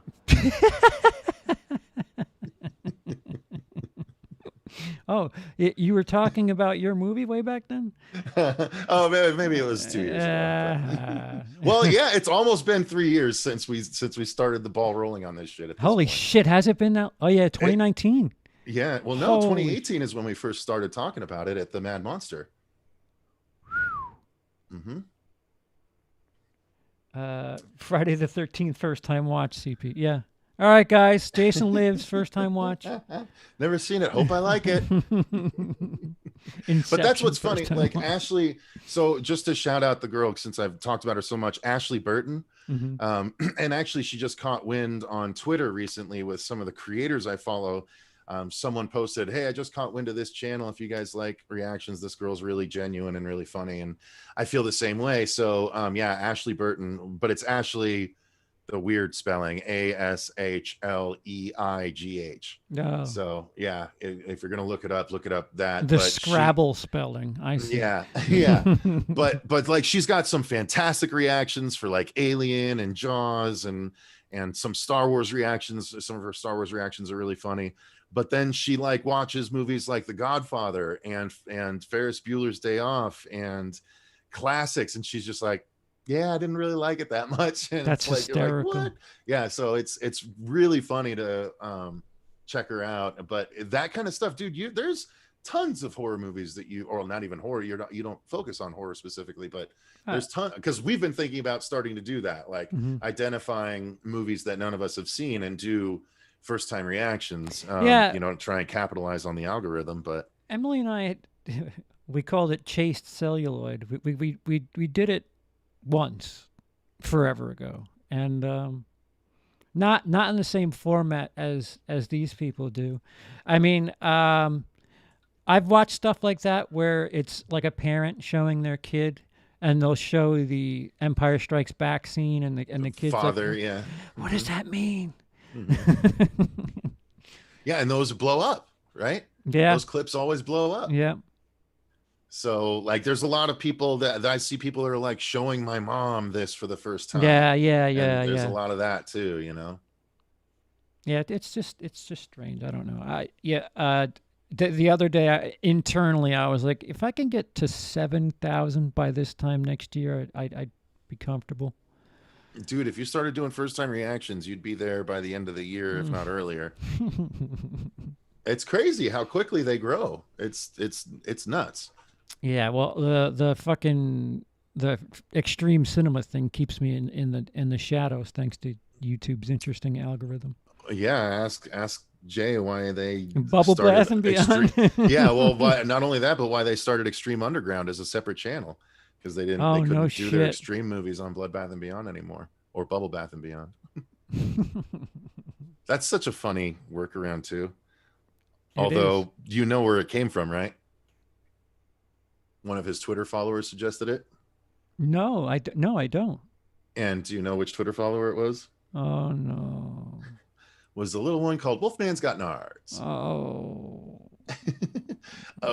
Which I don't mind. I like Barry, but Mhm. yeah, I know you don't feel necessarily the same way. Do you think I'm a bully? Well, look, he actually made a video about bullying just recently, and I commented on it because he made a video about the Tony Moran situation and about how he feels like it's not Holly? right for people to go and bully him now because of the things that he said that he's apologized for or whatever.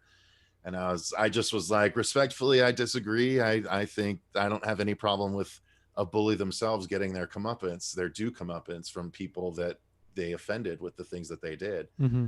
But yeah, yeah, he's still a defender against bullying, which good on him. But I just didn't agree that in that particular case. Hypocrisy's still a thing. It's good. It's I don't know good. what you're referring to. Yeah. So anyway, yeah, that's the origin of Bubble Bath and Beyond. That's funny. And now you know. Yep. I was trying to think. I was telling Jay, I'm like, shit, I might need to try something like that, and I couldn't. Like, I'm not at all clever at times. Dude, So like, his logo was the fucking best, oh, man. dude, just changing the color. Yeah. Well, not only that, but if you see their animation, that's normal. They added some bubbles floating up at the end of Oh, that's it. cute. Yeah, exactly. The only thing, the only thing I could come up with for us was something as generic as the original. Call it the Happy Show instead of the horror show. And Yeah, YouTube needs to cut the shit. Like yeah, it's seriously, really ridiculous. just because it's horror, it's fiction. Like there's all these what the fuck? Emily watches these true crime fucking things, and they show pictures of a crime scene, and it's like, how the fuck does this have 300,000 views getting suggested to people? Like this is horse shit. This is actual murder.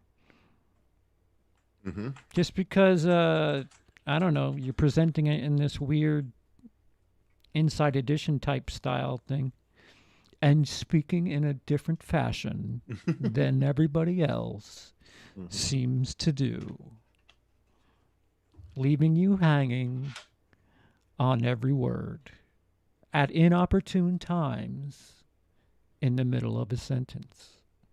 And that's why people listen to podcasts at 2 times speed. 90s film The Relic last night with Tom Sizemore. I have not seen it, and Cecil clearly has seen it. Yeah, it's a wonderful giant creature movie. Mm. Holding up a tower of Blu-ray. That's next to Trini for the sale video. Just making a fucking an I O only face.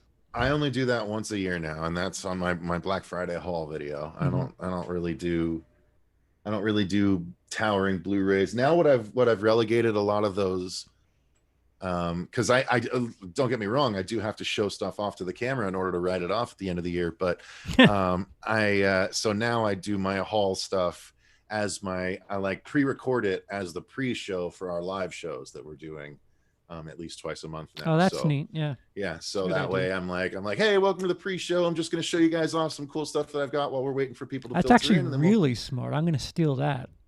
yeah, I mean it's a good. I was like, why haven't I done this before? Like, I don't Yeah. have to do a separate video that Yeah. not anyone's gonna watch, but it's Yeah. still new content that they're watching while They don't waiting. have to watch it if they don't want to, but you know, it's something to look at if you're waiting. It's Yeah, and it's I've still very got my smart. timer up at the top and Yeah. everything, so they Yeah. know exactly how much longer they have. Consider that stolen, sir.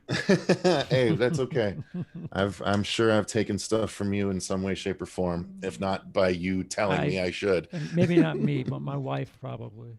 Oh, yeah, that's probably true. That's probably true. Well, yeah, for sure on my 10. Oh, I have so here's a problem I'm running into. Uh-oh. I finally recorded my first part of my 10 worst friends to watch horror with. Is And Emily number one? well, yeah, that's the reason I bring it up is because of that. Like, it's the one where it's me watching with me, and one of me is really annoying to the other me, and it's just 10 different annoying me's annoying the main me, and and the problem is when I filmed it in 4K, I'm like, because I want to be able to push in and not lose quality, right? Yeah. And the problem is it took an hour and a half to film, so I guess that was Rendering is gonna eat your asshole, man. not only that, but it's not as I'm scrubbing and as I play it, it's not showing the video live. Yeah. So I can hear it, but it's not showing the picture change. So I'm like guessing I have to render out each like 30 to 60-second piece, watch it, and then go in and make little. It's oh shit. It's fucking brutal. But yeah, it's really annoying so far. But anyway, not only that, but because the hour and a half passed, it took 45 minutes to film each side, all the different parts, and so the lighting apparently changed.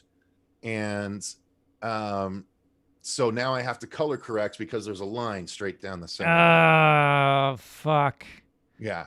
And color correcting's proving to be a real bitch too. So combining those two things, that's going to take me fucking forever to edit. And I have another part of it that I want to film and do all over again. So I got to figure out a solve for it. Like I can't film during the day. I had to film this one during the day because one of the people comes in basically when the end credits are rolling, and so I had to film it both sides so the lighting matched when the door opened, right? Because the lighting's going to change when the door opens. Sure. Yeah, so it's fun, but it's gonna be a real bitch. What I'm trying to finish first is that last part of my favorite horror of every year. So the last part is 11 years, and so 22 movies that I highlight. And I have 8 movies left to overlay clips. I've pulled all the clips for 22 of them, and then I overlaid all but 8 of them. Now I just have the final 8 to overlay, and then that series is finally fucking done too. I've been working on that since fucking March. Anyway, I don't know how I got on this. What are you doing? Wow. I'm just working on that garbagey bootleg thing that I really feel ashamed to do, but I see some graphics popping up on screen here. Yeah, yeah. But I saw something where it was like somebody put it up and it was like part 2 and it was suggested to me. And I was like, wait a minute. And then I saw the view count and I was like, oh, hold on. If somebody's going to do 6, it's going to be fucking me. Wait, so someone else is doing the series and you're just jumping on part 6 ahead of them? Possibly, yeah. Is it someone I know? No, I don't. I didn't know them. Oh, okay.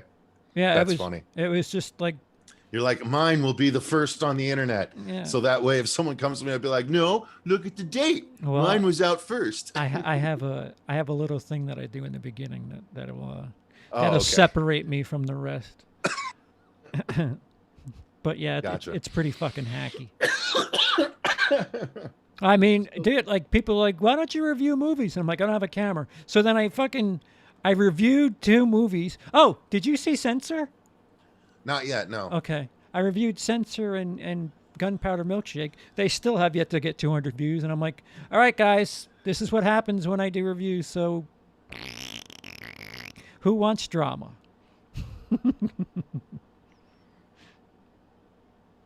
Sorry, I'm getting yelled at for the brief banging on the desk that I did there. Oh, dun dun dun.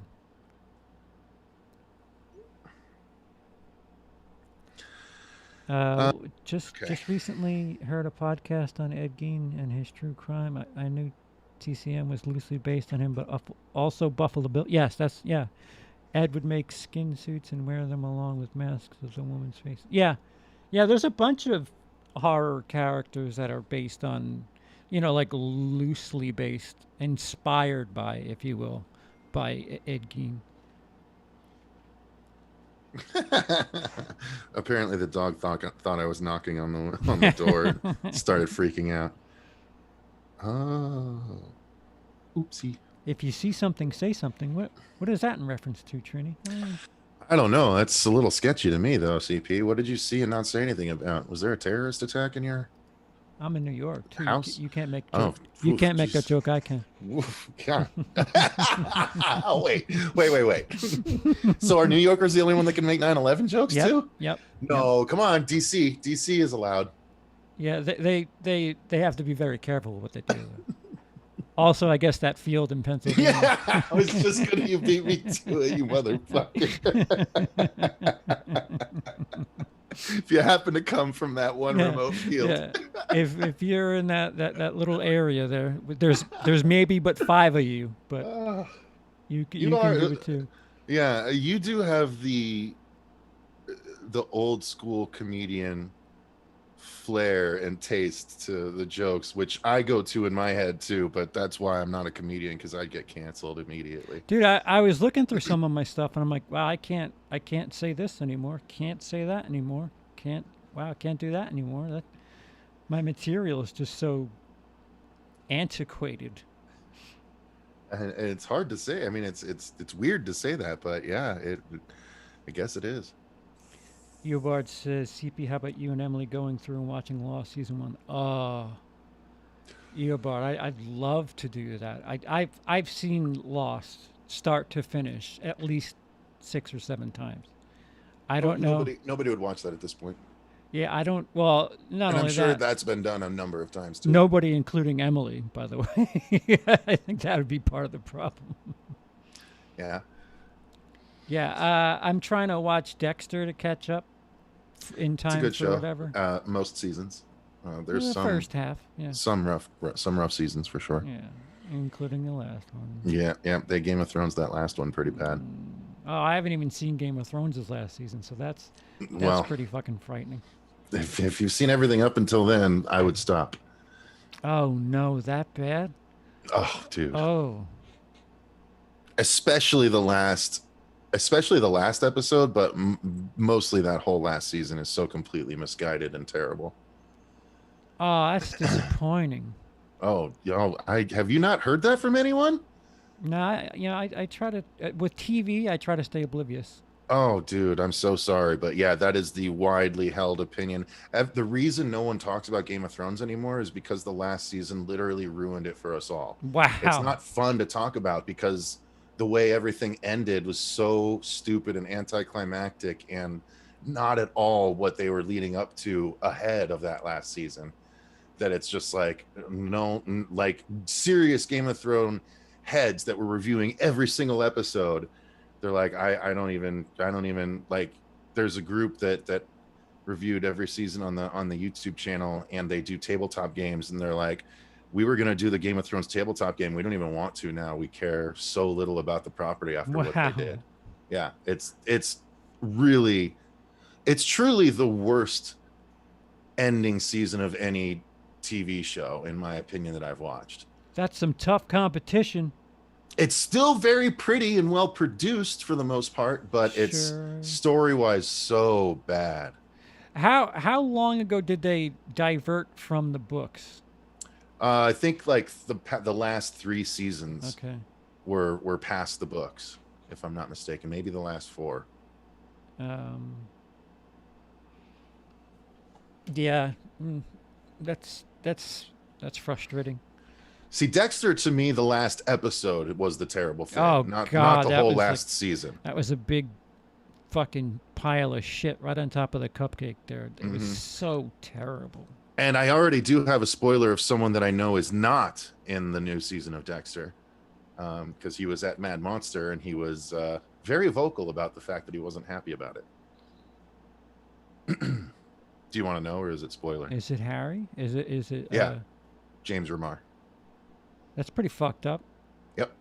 But when you think about it, they don't really need him anymore. They have a substitute person to put in that role, Jennifer Carpenter, I'm assuming. who has officially announced to be returning.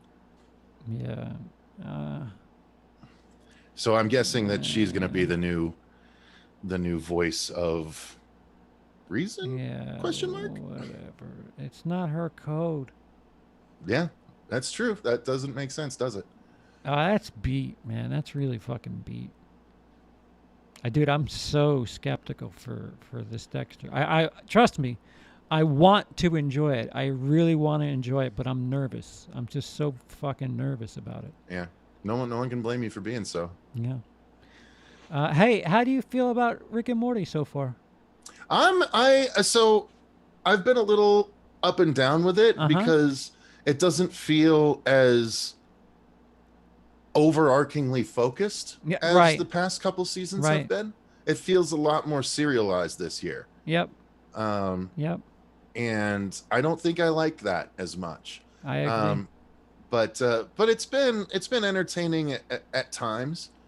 I thought my favorite, just because it's so Rick and Morty, is the one where they just kept dying over and The over and over and clones. over Yeah. again. Yeah, yeah. Oh no, the what did he call them? Decoys. Decoys. Right. Yeah. It's that was a really great Rick and Morty episode. But yeah, everything else, it's just been a little. So I did watch, and I bring this up for a reason. I watch the film theory and game theory channels because I like Matt Patton, the stuff that he puts out. He put out a theory recently that this isn't the C-137 Rick and Morty that we're following. He theorized that this is actually the origin story of evil Morty. So this is the evil Morty path, because if you think about it, Rick, one of the pieces of evidence that he said is that, in the first season, Rick talks about love in a very negative way, like love is stupid, Summer, don't get, blah blah blah blah. But in this one, they had that whole episode where he falls in love with this alien creature so easily, and he's like, Summer, sometimes you just got to give love a chance. So he theorized that all these things are pointing to the fact that this is actually going to end up being, because if you notice, Morty is way more proactive in this season than he ever has been, like Mm-hmm. taking control over and over. So the theory is that this is actually going to be revealed to be evil Morty and not our That Rick and would Morty make me that we know. appreciate it so much more. And so the only glimpse of them that we would have gotten so far is at the very end of that decoy episode, when you see them in the ship with Space Beth.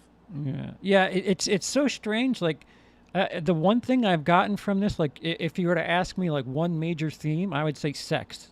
They talk a lot about sex this season for Yeah, some bizarre reason, but I yeah, mean, it's always been prevalent. Like everything looks like testicles and assholes yeah. and things like that. But this season, it just seems like sex is something that they're definitely. I don't know. Have you noticed more? Remember, it seemed like when me and Emily talked about it in that one episode you did, you were kind of surprised at how much I said Dan Harmon actually voices people. Have you started to notice his voice a No, little bit more I this still season? haven't noticed. No. Really, Yeah. Mr. Nimbus, the sea guy, that's Dan Harmon. Is it really? Yes, are you kidding me? He I sounds exactly swear. like the Tickets Please guy. Oh, he's the tickets please guy, huh? Okay. Yes, he's, Yeah, he's I did it. I did put those together. I was like, oh yeah, the tickets please guy. yeah, he was Mr. Nimbus. He's been something in almost. It has been a little bit less this season. He's taken smaller roles rather than big supporting roles. But Mm. Mr. Nimbus was the big one in the very first episode. I was like, Jesus, here we go again. He's toned it down a little bit since then, but but yeah, it's he he's in so many of them. I wasn't the biggest fan of the Neon Genesis Evangelia, the Voltron one they just did with the Yeah. ferrets. I was like, eh. I appreciate some of the homages. There were certainly homages to a lot of gangster movies and Scorsese in general, but other than that, it was just like, really? Yeah. All right. Let's see. Okay, I'm trying to see. I'm reading. I can't remember what. Oh, the Captain Planet one. I didn't really like that very I much. agree. Um, Brick Pendant Spray. Oh, the giant sperm monsters. Yeah, ugh, The didn't really turkeys get. was kind of dog shit too. The turkeys sucked. I really didn't like the turkeys. Yeah. Yeah. Oh, that's right. The Chuds were that sperm one. Yeah. And then a Morty graffiti. Jerry uses his sheer cringe. Oh, the Hellraiser one I liked, obviously. How am I not going to like the Hellraiser one? That was fucking great. Yeah, there's a point where they're like, "That makes me happy," which makes me sad, or like I forgot what the fuck it was. Like Yeah, they kept he doing just that. like talked himself into a circle. But yeah, so I've liked 2 of the 7 episodes that we've gotten so far, I and that I might be with you. I might like 3. I just know I haven't really been on board with more than I have, and that's there's still hope, I guess. But you know, if you tell me it's all for Evil Morty, I'll have like some sort of second watching, and maybe I'll appreciate it more. Or some shit. I don't know. I'll send you that video. But the next one is called Ricternal Friendshine of the Spotless Mort. So I don't know exactly what's going to happen in it. I don't watch the previews. Yeah, the titles Um, never tell you what the fuck the show is. Sometimes they do. Sometimes they give you a bit of an idea, but nonetheless, yeah, it's a little disappointing, honestly. And the comics have still been going. They're doing one right now called Rick's New Hat. It's a 4 issue series where the hat, like someone made a hat that Rick put on, and it's making him dumber and dumber the longer he has it on, and he can't remove it. So it's we're getting a lot of visits from past Rick and Morty characters trying to take their cracks at him and stuff like that. So, but it's yeah, I don't know.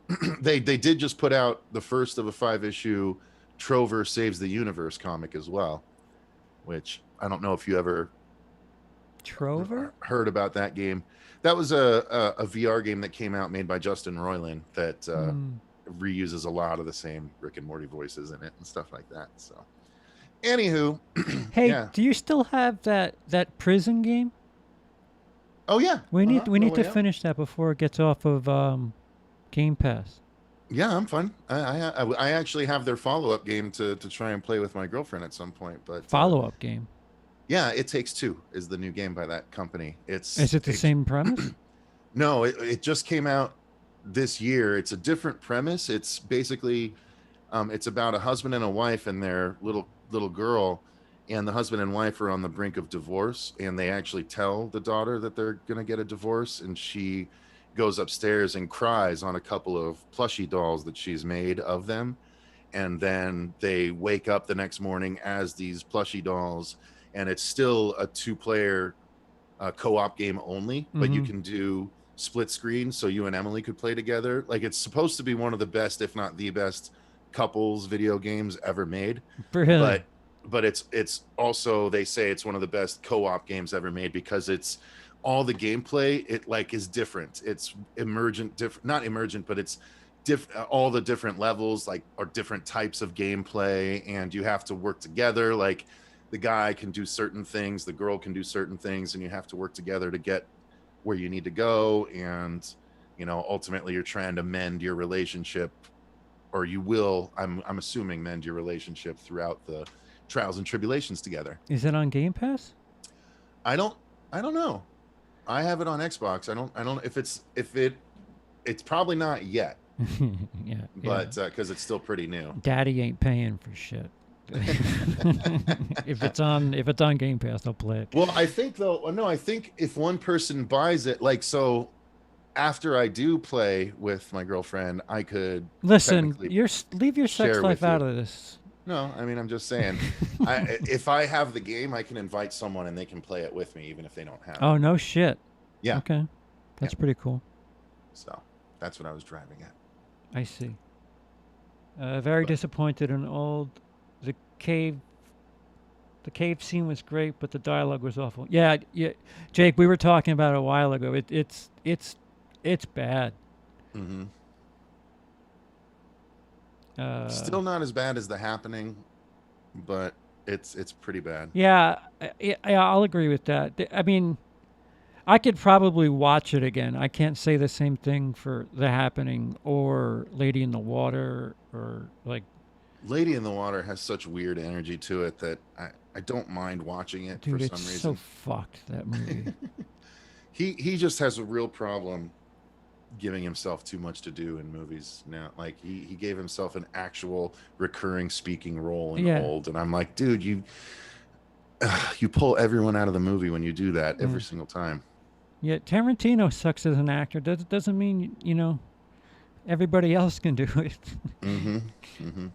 Mm-hmm. He's smart enough to leave himself out of these fucking things. Yep. Yep. Oh yeah, Last Airbender is. I'll watch After Earth because I like cool CG creatures, After Earth but is pretty shit too. Yeah, Last Airbender there's no I redeeming that one. I have not watched that. I don't know the original. Like I don't have any point of reference. So I've never seen his very first movie, whatever that one is. That the one before Sixth Sense. yeah. Mm-hmm. Yeah, I think there's two actually. I don't know what they. I obviously haven't seen it them either. Yeah. But yeah, But yeah, I don't know. It's a lot of. That's why I think I was so happy with Suicide Squad, because everything else I've watched recently has just kind of left me pretty meh. Like mm-hmm. I finally got around to watching Nobody this past month, and I was pretty underwhelmed by that too.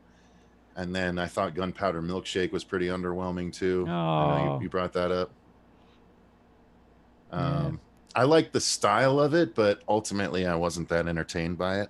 I might have been glossed over. I might have been just eyes glazed at the sights, and I might have given it a little bit higher score because of that. But yeah, it's pretty. It's pretty. Yeah. She's got a nice behind too. I don't know if Oh I said well, that. I've been a fan of her since Doctor Who, so I quite like Karen Gillan. So yeah, she's easy to watch for sure. Yeah. I Somebody prefer her blue. somebody somebody brought it up before that she doesn't really command your attention, and that's fair. She, I mean, she does good as a part of an ensemble for sure, and she's good as a second lead. Um, as a first lead though, it's a little soft, Yeah. but still enjoyable. But she didn't really have much. Like they didn't really give her a real personality to display for everyone. She's a pretty one note Yeah. character Yeah. from script. You know what I Yeah, it's mean? not like So John Wick is charismatic. That's a good point. yeah, well, but he's at least they play him cool. They make her into they really show her as weak at one point where she's like whimpering, almost actually begging before Mm. like she's saved, and it's like that. I don't agree with doing that to that character that's been so tough this whole time. You know Right. what I mean? I Right. feel like she would have faced it with a bit more aplomb, but I don't know. So yeah, I had some issues with the writing on that one, but it That's was it fair. was it was certainly purdy. Indeed. Purdy in more ways than one. Yeah, yeah. Um, There is Jake brought up that there's a trailer that dropped for that upcoming movie Kate, which looks also yeah, like John a Wick with with Mary Elizabeth Winstead. Mary Elizabeth Yeah. Winstead. Yeah, but you got to remember that they did this also like 2 years ago with Jennifer Garner, with that movie that came out. God, what was it? That her family was killed, Oh, and she went Peppermint. after Peppermint. Yeah. Never watched that. Have it on my Netflix queue, but Yeah, it was still haven't kind of gotten shit. around to it. But yeah, they've been. I mean, look, this isn't new. The female killer's been around since Nikita and shit like that. Back in the early No, '90s. Well, no. even farther than that, I'm sure. Wokeness has only been in the last 2 or 3 years. That's Oh, it. that's true. Yeah, there were never any female roles like this No, before woke no, Hollywood. That's right. You're right. You're right. My bad. no. Oh God, Um, the fact that those people are out there in such force at this point is so disappointing. But yeah, yeah. The quartering is, I mean, if I didn't have a soul or wanted to sleep at night, I think I would have cashed in and just embraced the just commentary yeah, just this shithead like channel. what why are women just period, why are they oh. That is funny for two different from sentence structure. Period. Why are they? But also periods. Why are they? Like that same guy would ask that same question about periods. I like dunking on the quartering, especially after H3 did Oh, the their content court content or court whatever, on yeah, him, where they went through the whole when fucking he peed in his brilliant. basement. Yeah, They still use that drop regularly. I peed in my basement. My wife went out for pizza without me. Like, he's yeah. such a fucking. Oh, he and Keemstar are like I fucking two of the hate dudes I Keemstar, hate dude. the most on the I internet. hate Keemstar. Keemstar though is like, I kind of I don't know why, but I hate watch Keemstar the way Howard Stern haters hate listen to Howard Stern. Like I can't stand him, and like he has the worst takes, and his editing is terrible. But I like knowing about drama on the internet.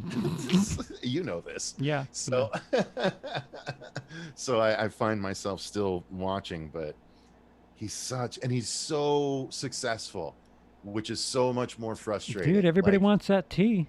oh, dude, I mean, yeah, but he makes so much fucking money, and he's got this awesome looking place that he lives at on this tons of acreage in Buffalo, New York, and like, oh, I'm so like the problem is when you hate someone so much and yet you're so jealous of their Yeah, success. It's so yeah, frustrating. yeah. But anyway, yeah, I don't know. I can't help but hate watch a couple people.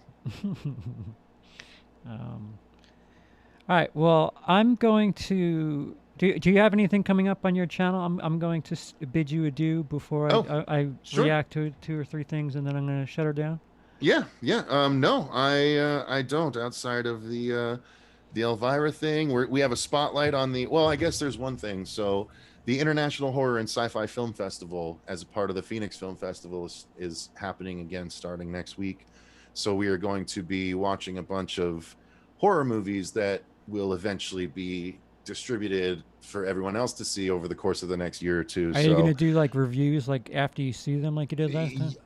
I don't I don't think we'll do individual reviews. We'll probably do I know we'll do an individual review of The Night House because we're seeing that a week early as a part of the festival, Mm-hmm. but that's hitting theaters wide the very next week. So we'll do a separate review of that, and then we'll probably end up doing like a review roundup from the festival where we just talk about all the movies that we watch in one go. That's neat. Yeah. I'm trying not to flood the channel with millions of videos anymore, so we have to really be careful how we cover all this stuff now. Selective, yeah. The Mm. quartering already commented on Kate saying it was woke garbage. It's not Oh, out yet. surprise, surprise, dude! He literally calls his shed the Brie shed or whatever because he built this shed based on all the revenue he made from all the Brie Larson hate videos that he made. Yeah, So that makes me cry a little bit. I mean, if I yeah, if I just pivot, and I don't have to pivot too much. I can be that guy for the smaller end of things. Fuck I up. think you kind of already are in Uh, some well, ways. yeah, Like uh, I, I am, but people see me as one way, not the middle. that's fair. All right, but yeah, thanks for having me on, man. And what are you going to be reacting to, just out of curiosity, or you don't want to spoil Jubilee. it? No, Oh, no, oh, okay, I'm gonna do it right now. okay, cool. Um, Which Jubilees are you doing? I don't Or you're know. just going to go fish? They release stuff every week, so I don't Yeah, know. reacting to Jubilee has gotten real big too because PewDiePie started doing it a few months back as well, along with. Is that why people have asked for it? Okay. I'm sure. I'm sure. Look, a lot of trends filter down from PewDiePie, so much so that he did so many Jubilee reactions that Jubilee actually asked him on, and so he did a Jubilee where it was, can you guess which person isn't a real person, which is an actual YouTuber and stuff, and he got called out immediately in the first round. He was so bad at it. That's pretty But funny. yeah, but yeah, man, have fun, and thanks for having me on again. Thanks. I'll probably see you next week, I guess. All right, man, take care. Take it easy. All right, later. How do I sign off? I don't. Oh, there he goes. Bye. That was Cecil of the Horror Show. He did post his link to his GoFundMe for Dylan's New Nightmare in the chat. Also, if it's the Horror Show on YouTube. So you guys brought it up. I planned on doing it, and I probably will do it in the future. But I'm just gonna go ahead and drop this Screen Rant article, and I'm not gonna touch it so that I remind myself to watch it at a or start watching those fucking things at another time, because from what I've seen in those videos, they're kind of shitty, if I do say so. But we're going to do a little reacting now before we sign off.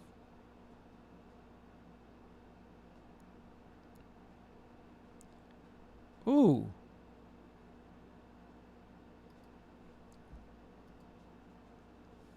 Interesting. Not that. There it is.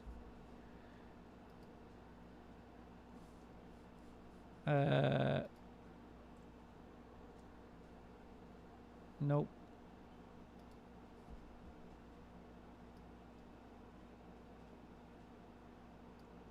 Bisexual woman rates her hookups.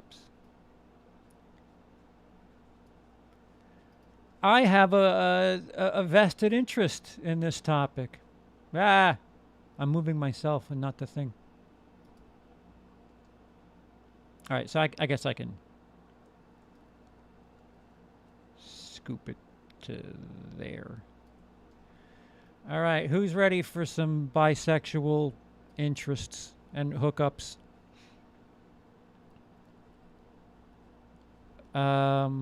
Yeah, see, so drop your... he's right there. The Horror Show is in the chat. If you click on his name, you can get to his channel. But, again, just search YouTube, The Horror Show. And right now we're gonna watch a bisexual woman or women rate her hookups. Sex ed. This season of Sex Ed is brought to Oh, you wait a by... minute. It's not completely on. I fucked up.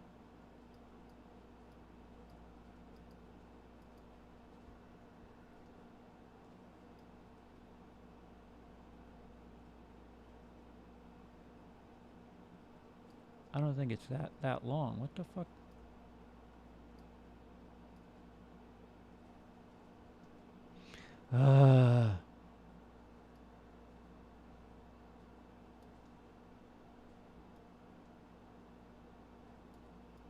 Son of a bitch.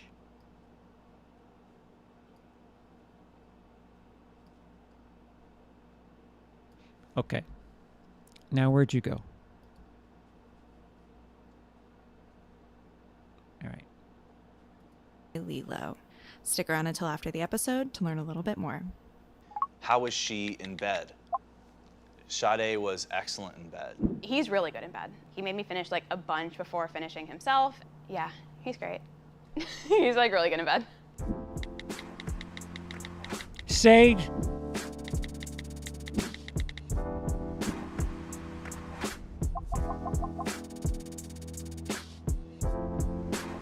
Oh shit. Is this music that can get me in trouble? It's so easy to do this on Twitch, but not on YouTube. Was sex talked about in your home growing up?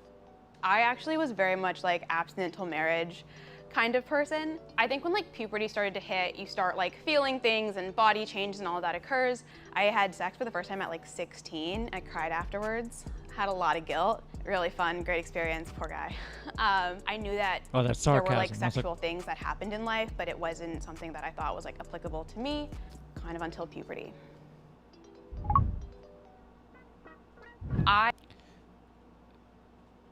You know, some people are more ready for sex at that age than others. I think sex is absolutely something that shouldn't be rushed into, and I think I don't know if it's still the case anymore, but I remember when I was in high school, you were kind of a loser if you didn't have sex yet, and I think people should take time. I met Garrett my freshman year at Yale. I had come to college very much trying to be single. I actually remember the circumstances of this very well because it was the first or second day of October break freshman year of college. Yale's like a really small school, so like, I've interacted with him kind of on and off since. I kind of like know who he dated and stuff like that, but I didn't know him very well personally. And then moved to LA in June of 2020, and he matched with me on a dating app, and so we went on a date again. I did just ghost him. I wouldn't do that if I could go back and fix things. Tell me the story of your first hookup. So yeah, we were in someone's dorm room, we were playing that game, Never Have I Ever. I remember specifically because during the game of Never Have I Ever, I shared that I had never had a blowjob to completion. People start to head out one by one over the course of the night, and then, as luck would have it, Sade and I were the last ones sticking around. One thing led to another. I don't remember much about it. I remember him being very nice and very kind, but outside of that, I feel like I was kind of really very much like exploring sexual bounds in my life, and it wasn't anything that was like particularly memorable, though a lot of that Well, he completed, I'm assuming. Is that memorable? first kind of semester hookups bled together for me. What's one thing she could improve upon in bed? Head. We were like both 18 at the time, so I think the ceiling of how good it can be is only so high. At 18, I'm sure there were plenty of critiques on my end, and I didn't even know what I was looking for. When I have hookups now, I talk a lot more about like what we like, and I'm much more like comfortable in bed. And I feel like when I was hooking up with people in that like freshman year headspace where a lot of my sexual encounters were kind of validation driven, I don't think I would have spoken up if like something didn't go well or like if I didn't finish, and now I'm much more open about that stuff. So if anything like was poor, it probably was like situational and not like him as a person. Describe your relationship with her as it stands now. Casual friends, yeah. Acquaintances. Yeah, I moved to LA like less than a year ago, but we like matched on Bumble when I got here and like hung out, and then we kind of lost touch. And then she hit me up and was like, hey, do you want to be in this video? And I was like, yeah, why not? I reached out to him for this video. You know, in doing that, I apologized for ghosting him, and I was like, hey, like just asking hookups around LA, like, would you want to come shoot a video about us hooking up? Such a And he weird was thing to like, do. yeah, sure. Which I think says something really, really nice about him. I think he's really wonderful and like open and kind. Yeah, and, like, no, we know. Is someone I would want to pursue as a friend. I ghosted him, but he's a really nice guy. just don't see us ever going somewhere like romantically. I met Sade via dating apps. We met in a park near where I live. This is so informative. I'm taking notes. Don't you ever take notes from a Jubilee video. Ever. Ever, ever, ever. Luke and I matched on a couple dating apps, and then we went on a date in a park. And we had a fun time chatting and were connecting on a lot of levels. And then we decided to hook up that night, and we've kind of like hooked up casually since. Did you use protection? Yes. 'Cause you have to we hold the definitely phone like used condoms. On the first round, yes. On the second round, no. I feel really bad Round? about it. That's definitely not smart. Like, I don't recommend that. But I, again, like have the birth control implant, so I feel sometimes a little bit better about that. But no. Oops. How was she in bed? Sade was excellent in bed. He's really good in bed. So our first round lasted for a really long time. I remember that. He made me finish like a bunch before finishing himself. Yeah, he's great. He's like really good in bed. It was built on a lot of communication. There's this, I think, misconception that people have wordless, passionate, amazing sex that I think comes from movies, and that's just really not the case. He's really good at focusing on his partner in bed, and that's something I think I don't always find. Very adventurous, very kind. First person to ever make me squirt, which was really cool. And like, he's like pretty committed to doing that every time. Oh, I can make somebody squirt. You just gotta wait till you need to pee, and it's actually quite easy. What happened next? We both were very okay with keeping things pretty casual. I don't know, I'm like a big believer in like casual sex can be casual sex, and like not every relationship needs to be romantic. Sometimes I think about it, like when he comes over and we, you know, sit and talk for a long time, I'm like, like maybe this is like the relationship. Fucking dice. I have the birth control implant, so I feel better about that. Well, that's great. How about STDs? Oh, right, those things. That I want to have. And then I think we also offered each other some pretty important emotional support that was unexpected. That sounds I was lucrative. sexually assaulted a couple months ago, and like Luke was just really there for me. And like he's Fetish. the first person I slept with after the assault, and in the middle of a hookup, like broke down.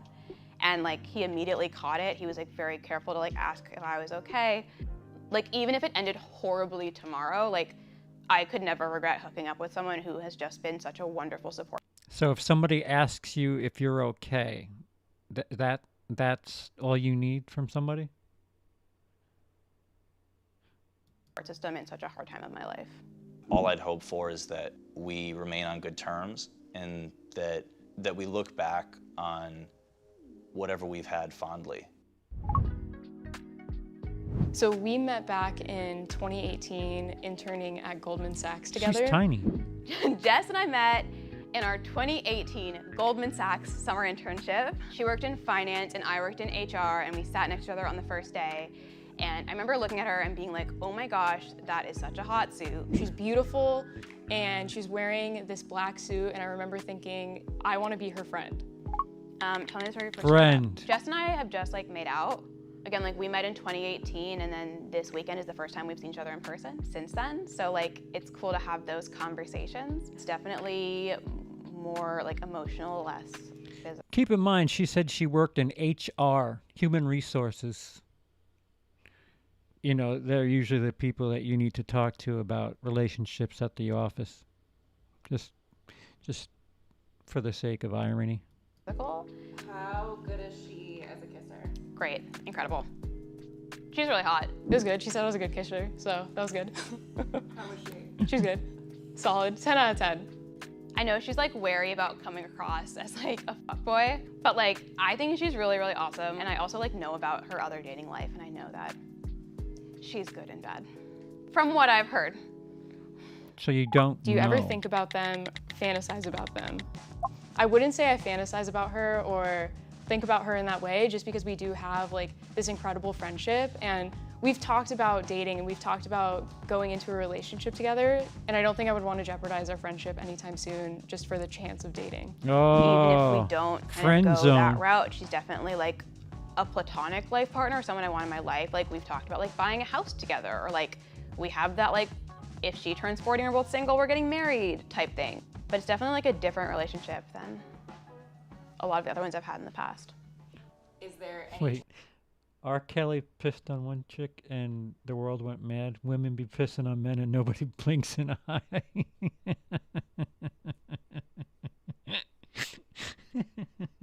chance that you guys would like cross that boundary while you're here and hook up and kiss, anything like that? I mean, maybe kiss, but I don't think we would hook up because that's a pretty hard boundary for me. Yeah, I locked think in it's the a friend relationship zone. that I'm really, really, really scared to ruin. Jess is one of the best people I've ever met. So I think that like And you question work is in always going to HR. be there. I would be down to, I just don't want to ever do something that would like ruin the relationship that we've built. And like, I think it's hard to hook up with somebody and then have them go back to long distance and like not talk again. So I don't know. I think in the past, I really struggled with having that line between friends and hookups and partners. And I think especially with our friendship, I don't want it to go anywhere anytime soon. So I want to work hard to make sure that doesn't happen or jeopardize that in any way. We asked her to rank the hookups. Where do you think you fell? I think she'd rate me pretty well in bed. Maybe not, maybe not. Well, I guess I was 18 at the time. God knows what I was doing in there. I was In there? Out of these three, who was the best hookup? She only kissed one. Not a question. Who was the worst? Sorry, Garrett. Has to be Garrett. Wait. Just because like I don't remember it very much. He might have been incredible. Also, it was years ago. He's had time to improve. He hasn't gone all Right, the so, way like- with the one in the middle. I assume there's been an upward trajectory. I don't have any regrets about my sexual experiences in life. I think that's something I'm grateful to have explored, and I'm grateful that I gave myself the grace and the time to like explore that, even if it wasn't the healthiest thing ever. I've grown a lot as like a sexual person. I'm really vocal now, and like I ask for what I want, and I discuss sexual situations in advance. I'm also pretty like adventurous and open, and I really like a lot of those things about myself, which I think makes me a fun partner to have in bed, if that's something you're into.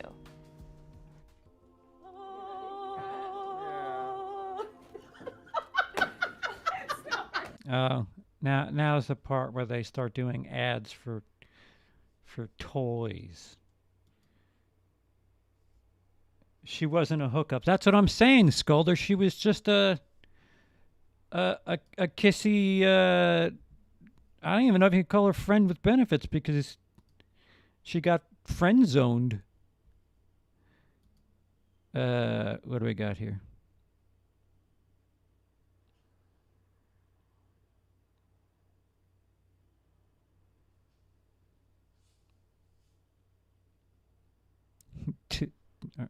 All right. Here, have a commercial. Unlock the front door. When you've helped save more lives than any other home security brand, it's safe to say there's a reason. Bah! Bah! When you are ready, you can drop your towels. Why do they have some...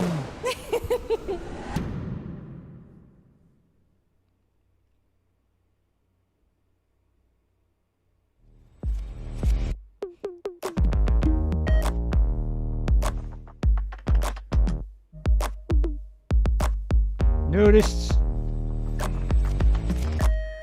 I Oh, have gotten aroused while being nude. so they have these little strips in the middle to hold their fucking microphone, to hold the mic pack. That's not being nude. You know, use a shotgun mic. Be professionals, guys.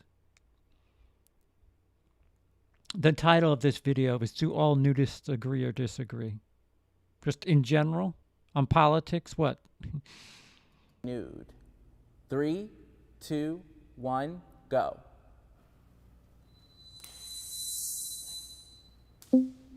Duh.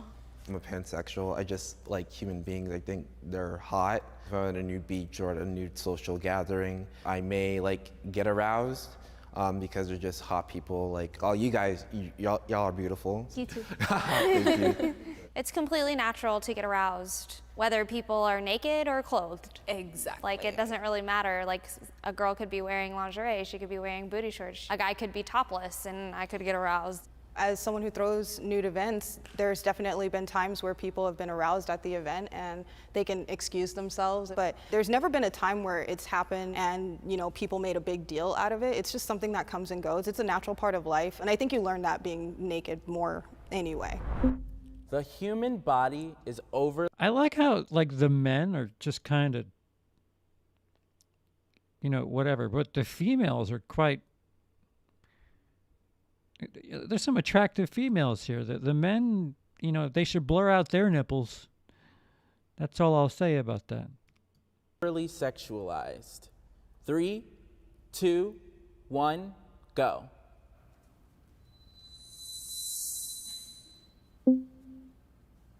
Yes, it is overly sexualized. That's why the Oh. average person, the first thing they think of is that it's going to be an orgy. Because people think the only time you get naked is to have sex or shower, so it must be sex related. Exactly. I have an art event where we draw naked bodies and we do figure drawing. And when I told people, everyone's like, well, how are you going to stop people from having sex? And that's kind of hard, even when art people can't see the naked body as art sometimes. Well, and it's incredibly Kinda hard. insulting. If the notion is the only thing stopping us from having an orgy is the fact that we're wearing clothes, I mean, that is so stupid to think that, you know, the crew on this, if everybody was nude here, that there would be one big sex party, you're out of your mind. That's just not how it works. Well, good for I him perceive being. my body as art. In fact, when I did my first nude yoga shoot, I saw my body for the first time in a way I had never seen it before. It gave me a new sense of feeling beautiful, seeing my body nude. And when I want to be perceived as sexy, I use clothes.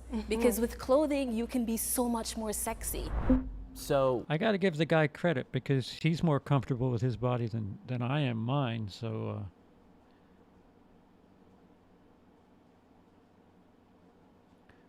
By the way, on the subject of this video, could Susan please come in here and remind me about what YouTube allows and what...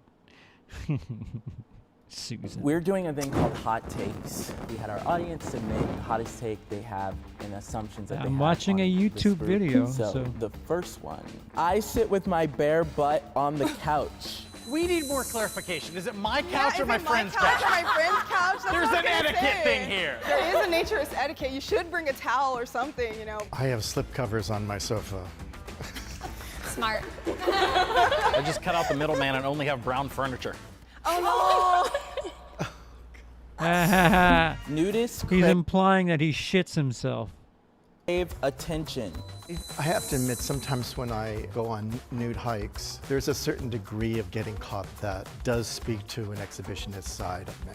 I kind of do get a kick when someone's like, you know, it's funny, you know, but, you know, but also I know that I am doing it for attention, to call attention to this thing, and that makes me happy.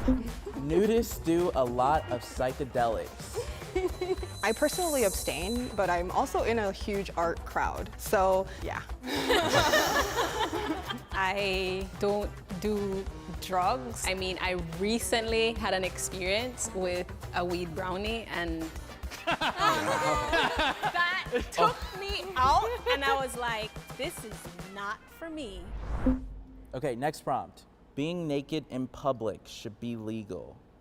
3, 2, 1, go. I'd do a cartwheel if I didn't think the mic would fall off.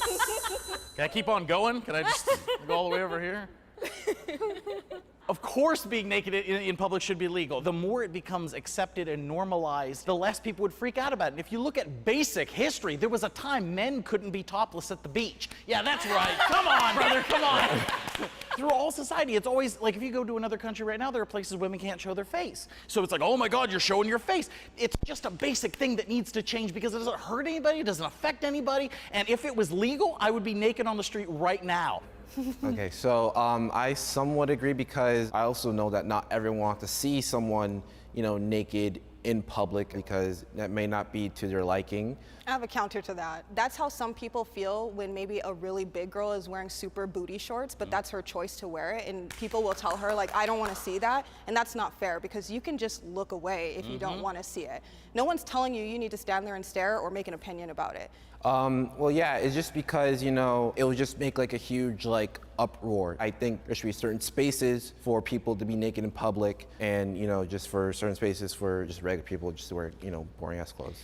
See, unfortunately, there's people that would just fucking ruin it. The fucking assholes of the world would, if they saw nudists, and especially, like I said, most of the females here. That's a dude who's in decent shape and I'm sure is attractive to females and gay men.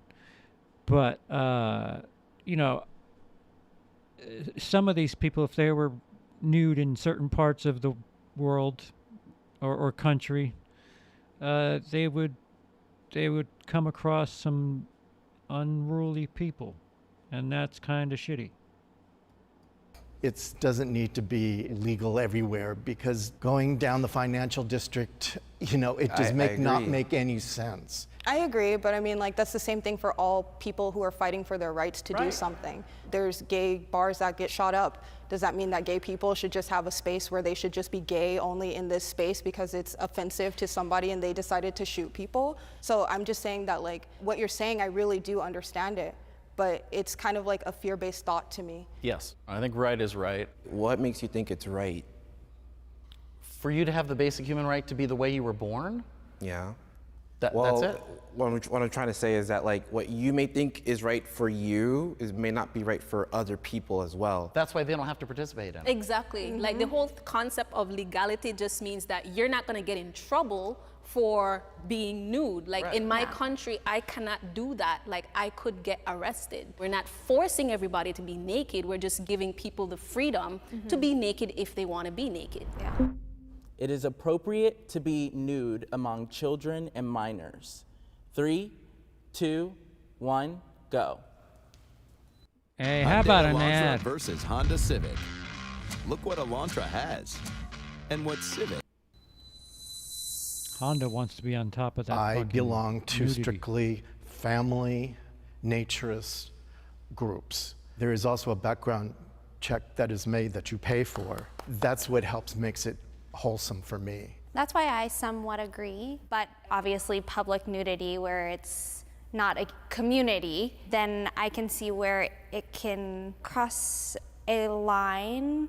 I have done like the World Naked Bike Ride, and there's, you know, hundreds of tourists, and I'm aware of parents that are suddenly caught off guard by all these naked people on a bike. They'll take their kids and they'll put their hands in front of their eyes or kind of move them like this, because in that situation it's kind of being put upon them involuntarily. Well, it's either shameful or it isn't. We are nudists, and it is not a sexual event. And as far as World Naked Bike Ride or any parade or protest or any of these events, do you know what happens when the naked bodies go by the kids? They giggle, they laugh, they point. It's fun, it's silly. It's nothing traumatizing. And I wish I had been born and raised in a nudist family, but I didn't discover it until I was in college. I agree 100% because kids, they don't have that experience of sex as yet. Like, I teach kids yoga, and I have a calendar in my studio sharing my nude art. The kids look and they continue doing what they're doing. They're not. We are the most uptight country from all the countries I've been to, which is still a handful. Sexually, we are the most uptight. It's really, really strange. Staring at it, thinking, oh, this is what she's showing. Oh my God, look at my teacher. Her boobs are there. Like, they're so innocent and it's beautiful. So I feel like it shouldn't be hidden from kids because, as you said, it is completely non-sexual. I love that you do that. That's super beautiful and really amazing. I also have naked posters in my room, and when my niece comes over, she goes, you know, and she'll actually ask me, like, can I take off my clothes? You know, and I'm like, yeah, totally. And I feel like a lot of kids miss out on this ability to respect themselves and understand their body and love themselves. Once again, yeah, in certain instances, sure, I'm sure that's neat and okay, but not everybody is neat and okay, and things could get bad. Because there's no one else around them who is also just walking around in their skin and feeling comfortable and seeing ourselves for who we are. I'm comfortable with anybody seeing me nude. That's a stupid question. 3, 2, 1, go. Wait, what?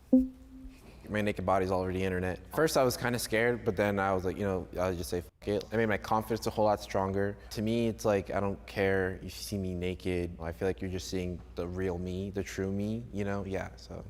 I've seen nudist friends of mine have pictures taken and put on dirty, you know, vulgar websites. Oh, I saw you on that site, so you must support that thing. No, I really don't. I agree with you. I mean, I had a super bad experience where I was just coming out, sharing my nude art on Instagram, and then like people started messaging me and saying that they're seeing my photos on Pornhub, and I'm like, what? Like, that was completely without my consent. I mean, for me, I have an OnlyFans, and with those platforms, I am holding the power on You can't really have an OnlyFans if you're giving away the milk. That doesn't make any sense. what they're able to see. Yes, maybe they can screenshot it. Yes, maybe they can share it on something else, but at least I know that I am making that conscious decision that I want to share that's who I am. She's a nudist, but she has an OnlyFans. What is the OnlyFans pictures of her with clothes on? That's what I do, and that is my lifestyle. In the past, I have been afraid to show my body. 3, 2, 1, go.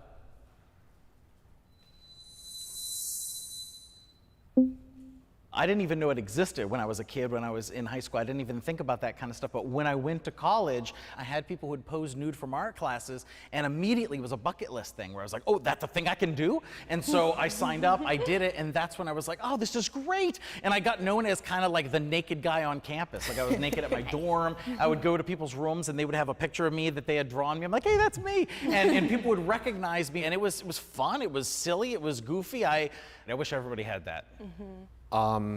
In high school, in the locker rooms, I would go into a bathroom stall and instead of changing in front of the other guys there because I was just afraid of how they would see my body and judge me and just view me and stuff like that. So yeah.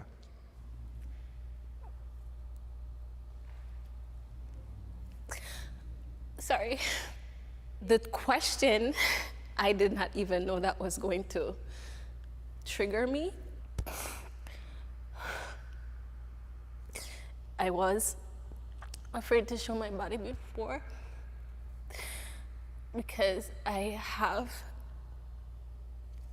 a medical condition called folliculitis that affects this texture of skin on my butt.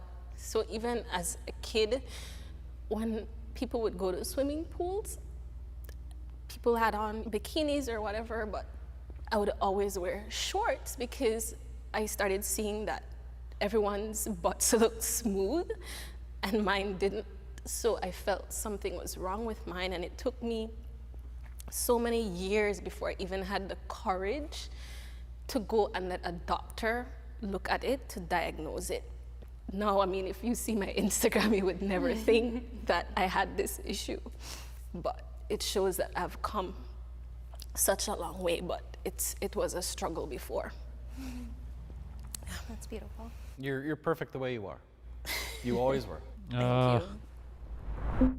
I am not bothered by what other people think of my body. I would assume that's 3, an agree.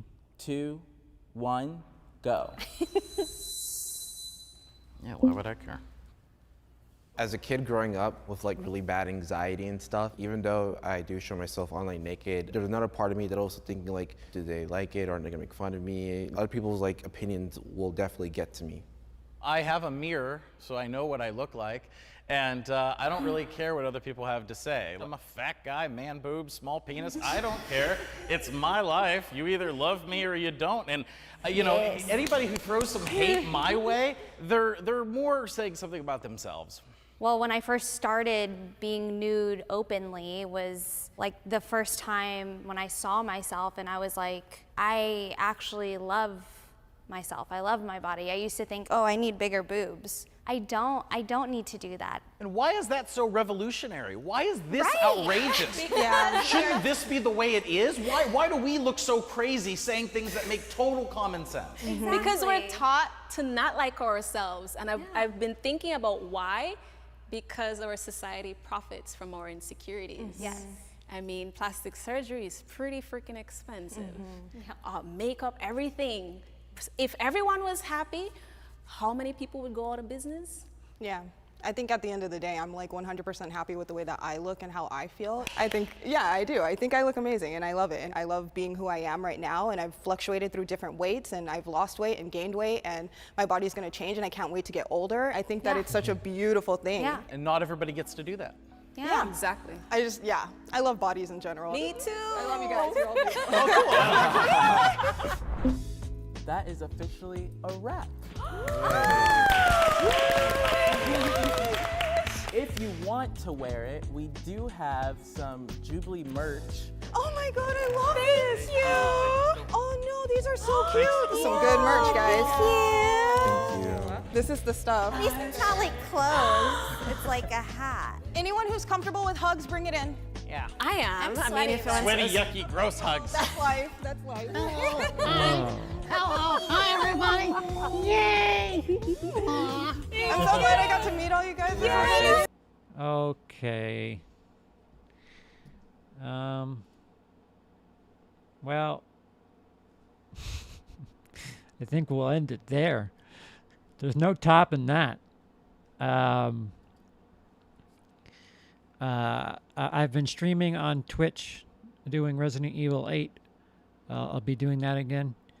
And as you may or may not have seen in my YouTube story, the camera is back in stock, so I need to set up a couple of fundraisers, and I have stuff for sale. So if you follow me on Facebook, there's stuff there. So I'll be streaming again, trying to dance for whatever. Will I be doing true crime reaction in the future? I can if you want me to. But yeah, you'll be seeing a little bit more of these themed videos, trying to get that camera back. And remember edited content with me sitting at the chair back there, and because I do. It's nice. So anyway, absolutely, huh? All right. I'll do a true crime reaction. Fuck it. So that will do it for today's episode of WILIscredia live.